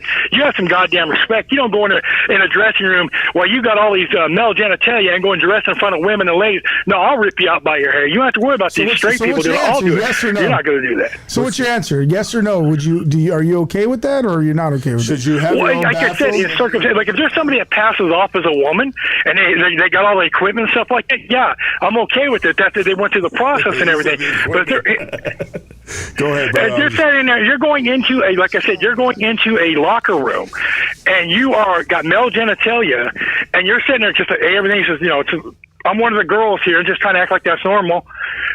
That's crazy. That's insanity. That's what I mean. You got the Marxists over here that's unreasonable stuff saying there's 50 genders, there's this thing going on and that thing. Then you got people that have common sense that can sit there and realize that's just not going to go. That's never going to work. That's not respectful. It's not practical to do. So you have to use bearing a common sense and all this kind of stuff. So in regards to common sense with you and myself, I want to see where it connects at. You know what I mean? So and back to the question, women's bathroom, bro, should you be using, since you got a dick and balls, bro, but you got tits too, and you got a dress on, should you use the women's bathroom or the men's bathroom? If I don't pass off as a woman and I'm going to cause a disturbance in there, then I shouldn't be in that bathroom. I have to disagree with you, bro. If you got tits and balls, you should be nowhere near a girl's bathroom. Well, let me tell you something right now. Transgenders, this is not a new thing. They've been using these bathrooms for about the last, the inception of this country. Doesn't make it right. Just because I'm just saying it's been going on. This is not a new phenomenon. What I'm trying to tell you is would you rather have a constitution and a government, or we can hash all this stuff out later on when we get the country back, or should we spend time doing this first, lose our constitution, our Bill of Rights, fight over these issues, or which one should we do first? You lost me there, bro. My dog, my kid, yeah. Which one should we do first? Let the communists have the country and then debate. Well, in the great minds of this country, we should do it all at the same time, bro. Like we're not. Well, let me tell you something right now. This country's in a crisis right now, a crisis of falling into Marxism. It is. It is in a crisis. And we're worried about this stuff. Is what I'm trying to tell you. You can argue transgender issues with me back and forth all day. I'm not trying to put one in front of the other, Amber, you sexy bitch, but I'm just trying to say this, you know what I mean? Like, it's just a full-on conversation, and not all the time do we get a patriot like Amber with tits and a dick call in and a fucking mustache, a Magnum PI mustache, that calls in and has this conversation, bro. Check it out, bro. I don't know, bro, miss, whatever, but anyways, you a real motherfucker, and I appreciate you calling in. Shout out to Amber, baby. Let's go. We appreciate you, and thank you for this entire phone call, and I'll say that, leave it at that, on a fair note. You know what I mean? I respect your braveness, and I respect everything you said. You know what I mean? Because it should be respected in the sense of this is their perspective. This is how they feel. Some of the shit I was like all right with, some of the shit I was not all right with it, but at the end of the day, I respect it. Yeah, nobody ever should be disrespected or treated, because I feel like that's not the love of God anyways. Because you want somebody, just from our perspective, you want somebody to kind of, always feel that you never want, But at the end of the day, this dude shouldn't be nowhere near my daughter's bathroom. You're on Hood Stocks. Talk to us. What up, Lucky? Hopefully you're having a blessed night. All the time, Shout out baby. to you and LEXIT. But I want to say, man, I'm so happy for you. Your show, congratulations. I see you're putting in work, man. Especially you, and especially people like Bessie and you guys that have went through the hood, went through rough times. I think you deserve all the hard work you have earned. And I think blessings to you, Lucky, man, because you are an inspiration to people, that never give up, to grab those mistakes and use them as fuel. But I'm very proud of yourself that you finally, because I seen you on the first episode where you kind of were a little bit disagreeing, but I'm happy that you're sometimes I give a little pushback. Sometimes what I do, dog, when I don't know, I use the common sense and say, well, what's the opposite of what he's talking about, right? You know what I mean? So then I give pushback to hear a different perspective in regards to giving pushback. I'm smart enough to know that, all right, he's talking about this, and I don't really know too much about it, but I can say the opposite of what he's saying and give him pushback. And so this is how I learn. You know what I mean? This is how I learn is when I give pushback. And sometimes when I give him pushback, it's because I don't know. You know what I mean? And it's not because I know and I'm sitting on this shit to give him the pushback. No, this is how I learn, bro. You know what I mean? I'm not as dumb as I look, bro. You know what I mean? I'm a little bit of I like to play chess, bro. You know what I mean? Like, I'm stupid as fuck, but not that stupid, bro. You know what I mean? And I like to have a good time, too. I like mushrooms. I like perico once in a while. I hang out mechanic shops, dog. Change tires, dog, and do linas, doggy. You know what I mean? I got Christian brothers, bro. I got political brothers, bro. I got street brothers, bro. Like, honestly, at the end of the day, dog, like, I just stand on just, like, fucking, like, what's happening, dog? Like, what we talking about right now? All right, let's shoot it. Let's smoke one. I'll smoke one. They don't smoke one. But I just love all the conversations, baby. It is amazing, dog, and it's helping me big time. I'm selfish as fuck. It is helping so much in my growth as an individual, hopefully to be a powerful, good dude that one day that can give back on another level besides a podcast, you know what I mean? But right now, I'm in school, baby, with all these fools, dog. I love these fools, dog. These fools, every single dude that I have on here, bro, I learned something from, bro. Like, straight up, every single dude I have on here, they teach me something, dog, and they open my mind to something, and I'm just like, this has been a college course for me, fool. Crazy, huh? Hell yeah. You know what I mean? I get a little free weed and all that other shit sometimes, I like it. Yeah, no, but I would like to say, though, is a shout out to you, man, because at least you've seen a lot of things, and now you're kind of noticing it. I think everyone, like you, in the beginning, how you were starting, like, all right, let me listen to it. But I like the fact that you give everyone an opportunity to talk. Rather, sadly, you got other people who don't want you to hear them, And I think I got to give you respect and props for that, Lucky, because it's tough right now, especially with our people, is they don't want that. They just want to listen to one side rather than like you saying, you know what? Well, let me hear the conservative side. Yeah. Well, let me hear the left side. It's dope, bro. It's dope. And these guys are so passionate and just like amazing people, bro. Like, I don't ever like hold one from lower than the other, because there's things on both sides that I agree and I disagree with, but like, who the fuck am I, fool? You know what I mean? You know what I mean, bro? No. I'm just me, bro. And I just like, we have our own file cabinets, you know what I mean? And we do whatever we want to do. Like, whatever file we want to put in our file cabinet, we're going to put into it. But luckily, you know what I mean, I've been blessed to be in a position that all these dudes are just like, they're great dudes, bro. Right. I've never had a bad dude on here. Well, a couple bad dudes, but they're like, man, bro, like, if you can just shut the fuck up and listen. And sometimes people tell me that, shut the fuck up, Lucky, stop putting your shit in, like what I'm doing. Nah, bro. But sometimes you shut the fuck up and listen. Even if somebody you don't like, bro, you might learn something from that stupid motherfucker. Right. You don't like him, bro. Fuck that fool, you know what I mean? But then he says something fucking like, oh shit, like, okay, maybe. Yeah, but I'm gonna end it like this, Lucky. Thank you so much, bro. Keep doing your thing. Shout out to Jesse and A-Rod. And Lucky, let me tell you something. I love the fact that you don't let these comments and these haters run your podcast, because it is your podcast. Keep doing your thing, Lucky. Let's go, baby. That's true. Let's go, baby. That's true. Let's go. Let's get one more phone call and then we'll end this podcast. You're on Hood Stocks. Talk to us. Lucky. Yes, sir. I got my wife to sit down with me and watch a podcast for once, bro, and you got to fucking transsexual on here, dog. What the fuck, man, bro? Hey, bro, you know what I mean? You know, shit, dog. Something, you know, that you always dreamed of, bro. You've always dreamed of both. You know what I mean? You told me the other day, you said, Lucky, life is a two-way street. All right, well, hey, homie, you're projecting right now, my boy. I know. Hey, but on some real shit, I'm calling because hey, is Drew's right there? Yeah, bro. Yeah, what's good? He in the cut. What's like, good? Lucky or Drew, where did you get that clean ass jacket from, dog? We're trying to figure it out right now, homie. Because I was watching, I was like, "Fuck, that shit's fucking on point, dog." In person, bro. I'm telling you. I got it in Victorville, dog, at the mall. Wow. Yeah. Wow. Yeah. What's the brand, dog? What's the brand, my boy? I don't even know. My mom got it for me as soon as I got out, bro.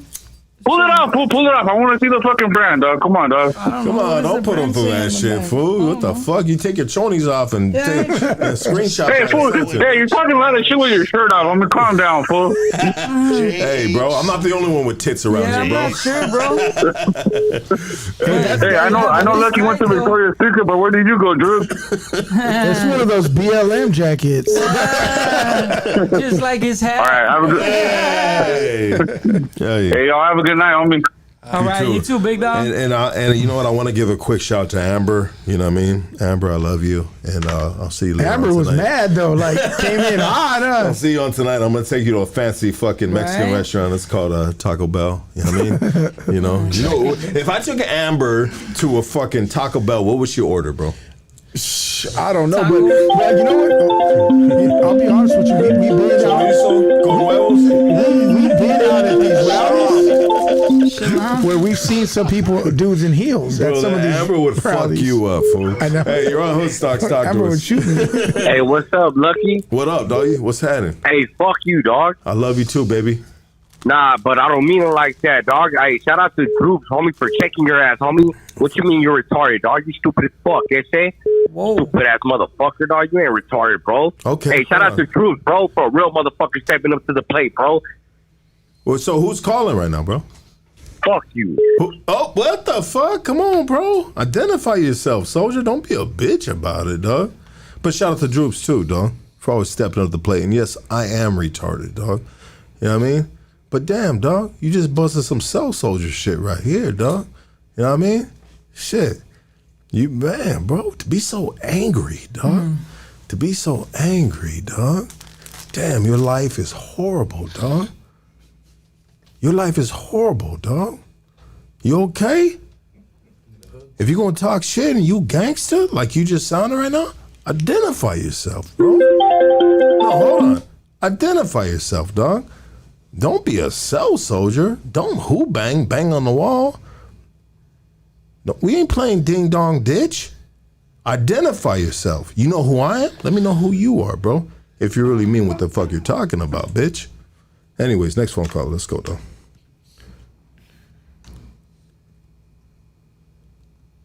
You're on Hoodstocks. Talk to us. You're live, baby. Let's go. Next phone call. You're on Hoodstocks. Talk to us. What I'm talking about, bro. I just heard that guy call you and tell you off, man. Yeah, but I'm saying, man, there's a lot of haters, bro. You know what I mean? That hate you because they can't be you, bro. You know what I mean? You know, and what it is, these guys are not men enough to stay out long enough to do something, bro. So when you got somebody like you, bro, like you and the LEXIT movement, do something for the raza, they're coming against you. You know what we call that, bro? At school, we call that the devil, bro. We call it the enemy being hating, bro. So I would just say, don't let that phone call end your night in a bad way, bro. No, bro. You know, you're on the right path. You're doing you. Hey, listen, brother. If you ain't got haters, you ain't doing that right. Listen, brother. Did I hang up? No, you didn't. I let him say his whole shit all the time, exactly. Bro. Anytime anybody calls with that energy, you got my attention. Let me hear what you're saying. Bro, you're a bigger man than me, bro. Seriously, I don't know how you put up with that crap, bro. Well, you know what, bro? I have arguments with my female where sometimes I'm not the bigger man and we're going at it crazy style. But that's with my girl. And that's different. That's love. That's love. That's my baby right there. You know what I mean? And that's the only one that I'll give the craziness to on that level. But I'll just say this.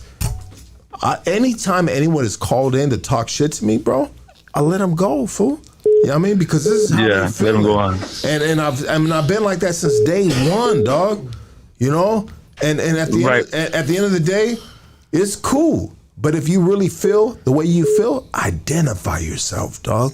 Yeah, but you know, we call that, bro, from the old school. We call that wolf ticket, bro. It's the not Charlie a threat wolf to ticket. That's all it is. Yourself, yeah, but I just want to know that one day when I'm out on the streets and you introduce yourself, if you're being honest of identifying yourself, I know who's in front of me, bro. You feel what I mean? Yeah, and that's fair game, baby. I'm all about fair game, and even though it's not a fair game, but you know what I'm saying, though. But anyways, all right, I appreciate brother. you calling in. Well, I respect you, brother. I got your back. Big ups. All Take the care, time, baby. Love you, God bless. dog. Thank Bye-bye. you. You're on Hood Stocks. Talk to us. Yo, Lucky. You got a lot of love from over here from Bakersfield, man. Let's go. I'm calling in. Let's go. Yeah, I'm a Brown Beret, man. I'm a Mexican. Yeah, I'm a Mexican. I changed my life. I'm from the streets too, you know, but I had to wake up and get out of that street life and, you know, do something positive. Now I'm trying to put positive together, and I'm involved with Metro too. You know, we at the college. So I'm knowing a little bit about politics, Lucky. I'm trying to get the game on. Between Kamala Harris and Trump, we're both kind of like in a bad position. I mean, I'm more for Trump because Kamala wants to take our gun rights for one thing. I don't know if you heard about the other day. She wants to ban all the assault rifles. She wants to put a red tag on the guns. She's for abortion. You know, she's a murderer. I mean, come on, man. Camel toe. Trump, huh? It's camel toe. Camel toe Harris. Yeah. Yes, sir. Oh, I have a letter. Oh, how's it going, man? Nice to meet you also, man. I'm glad you're doing your thing up there. And it seems like if we don't stick with Trump, we're gonna go to World War III. Letting a woman to have this lead this country. She has, you know, a lot of emotions, man. We want to be the first black female president. It seems like this is all set up. You know, I was talking this with my homie next door about Biden getting this COVID. All of a sudden, he got COVID. This is just to be the first black president. Female. I'm sorry, female. So, what do you guys think about with the situation with her? What's your name? That's my question. What's your name, real quick, bro? My name is Matthew. Matthew. Where you calling from? Bakersfield, right? Bakersfield. Love you, my boy. Yes, sir. I'm gonna call you back in a minute, dog. I'll say this right now, dog. Let me say this right now, dog. Because we're coming to an end of this podcast, and these men have to be somewhere right now, you know? Shout out to LEXIT, baby. Let's go. Jesse A-Rod. I'll tell you this right now, dog. Like, this shit right here on Hood Stocks is just, it's church. You know what I mean? We're not rich. We really fucking, we're really not rich. We really put in our own time to do this. Everybody that's ever been on Hood Stocks has always put in their own time to do this, dog. You know? You would think 6 years doing this, close to 200,000 subscribers, close to 100,000 subscribers on Instagram, 200,000 subscribers on TikTok, dog. That, man, we might be able to be living a cool life in the content creator space. You know what I mean? Because there's a lot of people that are making great money in content creating. You know what I mean? You know? I never did this podcast to flex and be like, I'm the fucking that guy, bro. I'll tell you guys about my mistakes in life. I'll tell you guys about fights I've lost. I've been very transparent and humble in the sense of that, right? You know what I mean? Am I cocky in other ways? Yeah, dog. I mean, because I'm confident. It's not cockiness, it's just confident, you know what I mean? But even confident dudes get knocked down throughout their life, which I have been knocked down all my life, dog. You know what I mean? So at this point, after 6 years doing this podcast, bro, you know what I mean? If the money isn't coming in, bro, you know what I mean? If we're still fucking struggling, dog, you know, then why are we doing this? You know what I mean? Why am I doing this? You know what I mean? And I can speak on me, and I believe the guys that have been on this podcast don't fall too far behind from it. But I do this not to feel like I'm better than you, dog. It's just that I happened to come up with this idea before you did. Or maybe you came up before, but you didn't put one foot in front of the other, you know? And and I wanted to have these people, give people platform, bro, to share their story that once upon a time ago I was in cells with, and I was on the streets on drugs with, you know what I mean? And so I don't ever think that I'm better than anybody else ever, dog. When I take my shirt off, I don't feel sexy, dog. I know I'm fat and out of shape, dog. And if you ask me to do 100 burpees, bro, you know what I mean? You know what I mean? I would do it, bro, but I'd be in, you know what I mean? You'd be like, this dude's out of shape because he's breathing hard as fuck. You know what I mean? You know what, dog? You know what? I'm nobody, bro. You know where I take my pride in? I'm not from this podcast, bro, from being a good dude from my neighborhood, bro. Highland Park, dog. 50th Street Dukes, shout out to the back streets, you know what I mean? The Kings, baby, you know what I mean? But like, you know, bro, like I don't get no ego from this, dog, because I get my ego from, you know, who I was on the streets and shit, you know what I mean? But at the end of the day, with ego comes fucking fault, dog. A lot of fault, you know? I made a lot of bad decisions in my life, dog. You know what I mean? When people call in and they have so much hatred for me, bro, you know what, dog? You know, and I used to feel like that, and that shit sucks, dog. That shit sucks, bro. You know, and honestly, I ain't mad at you, bro. I ain't mad at you or anything that you called and said to me, dog. But it bothers me in the sense of not being mad, but just bothered, and bothered in the sense of like, bro, I ain't over here like putting myself like I'm fucking God and I'm pushing all these agendas on you guys, bro. I just share stories, bro, and I give my fucking silly comments back, and I try to navigate it as best as I can, dog. But bro, I'm the same as you motherfuckers, dog. I'm the same as you, dog. I don't feel like I'm above because you know what, dog? I got a fucking 2013 Honda Accord out there, dog. You know what I mean?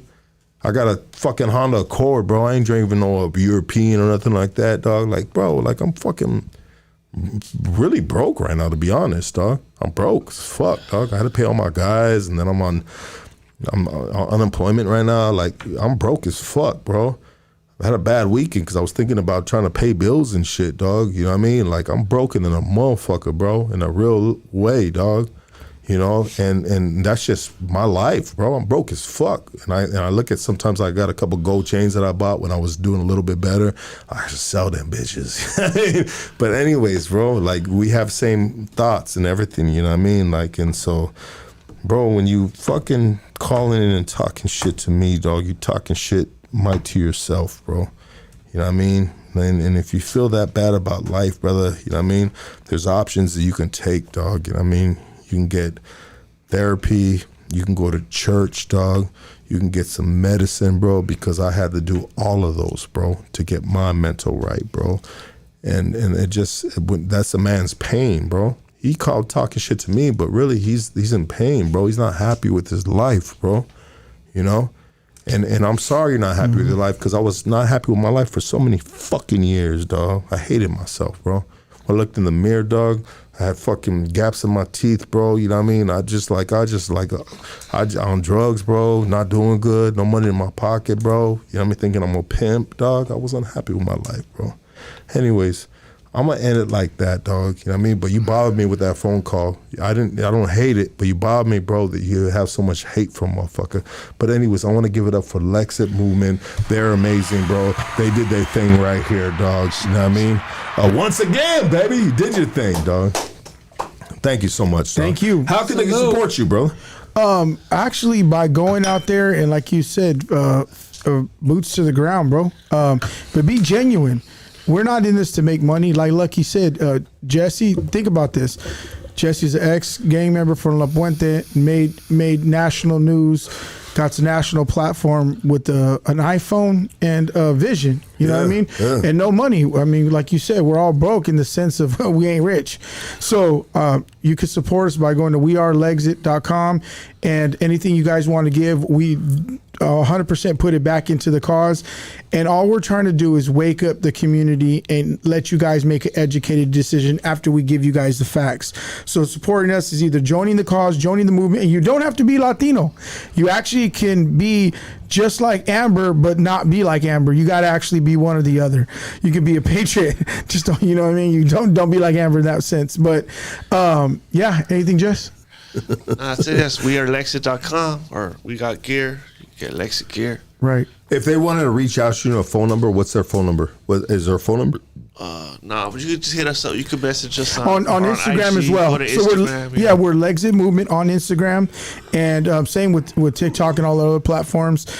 Messages if you guys have something you guys want to either collab with or see where we can kind of get together. We're actually working. I know a lot of people, and this is what we're talking to Lucky about. We're actually working with the Trump campaign, and we're not one of those people that are sitting on there and just saying, "Oh yes, we'll do this." We are literally telling them we have no. This is our exact words with the Trump campaign. We have no Latino representation. We need and we're not talking about the stiff suit and ties. We're talking about Latinos that look like us, and we don't see them up on the stage. On that side, they got Cardi B, and then we go to our side, we got a bunch of squares. So it's like we need representation that looks like us, that talks like us, and if not, then what are we really doing? So we don't want to be a part of something fake. We're not. We didn't join this thing to be fake. So when we're in those platforms, we're not like, yes, sir, Jess talks just like he does, and they take it for what it is, and we're like, hey man, we're the biggest advocate when it comes to pushing conservatism. Now that we're putting our foot in the door, and that's what we're trying to do is represent the Latino community on that platform. There it is right there, baby. And I'll let you guys know right now and shit. I apologize about the long-winded fucking response to dude, but we've done this since day one, dog, is talk to the guys on the chat, bro. We've always talked to them, and it's just me voicing a certain, just a little clapback, so to speak, you know what I mean? And me understanding that life isn't perfect and people are going through a lot of different things in their life, you know what I mean? And all hate is not necessarily projected in the right direction, and I'll end it with that, guys, you know what I mean? Like, it's all love, and I've always told you guys to call in, talk your shit, say what you feel from your motherfucking chest, dog, and sometimes, you know what I mean, we'll get some sleep, and we'll think about it the next day and be like, hey, you know what, maybe I would have went about that differently, but that's just life, and we're all humans, and we all make mistakes, but at the end of the day, I love you guys, dog, you know what I mean? I love you guys, and I appreciate you guys, and you see I read your comments, bro, you see I answer your DMs, you see you comment, like, bro, I've been verbal with you guys since day one and shit. So, for me not to respond to that, bro, the way I felt after a couple fucking bottles of wine and shit, dog, I wouldn't be myself and shit. But with that said, everybody give her LEXIT Movement. We are out of here, baby. Let's go.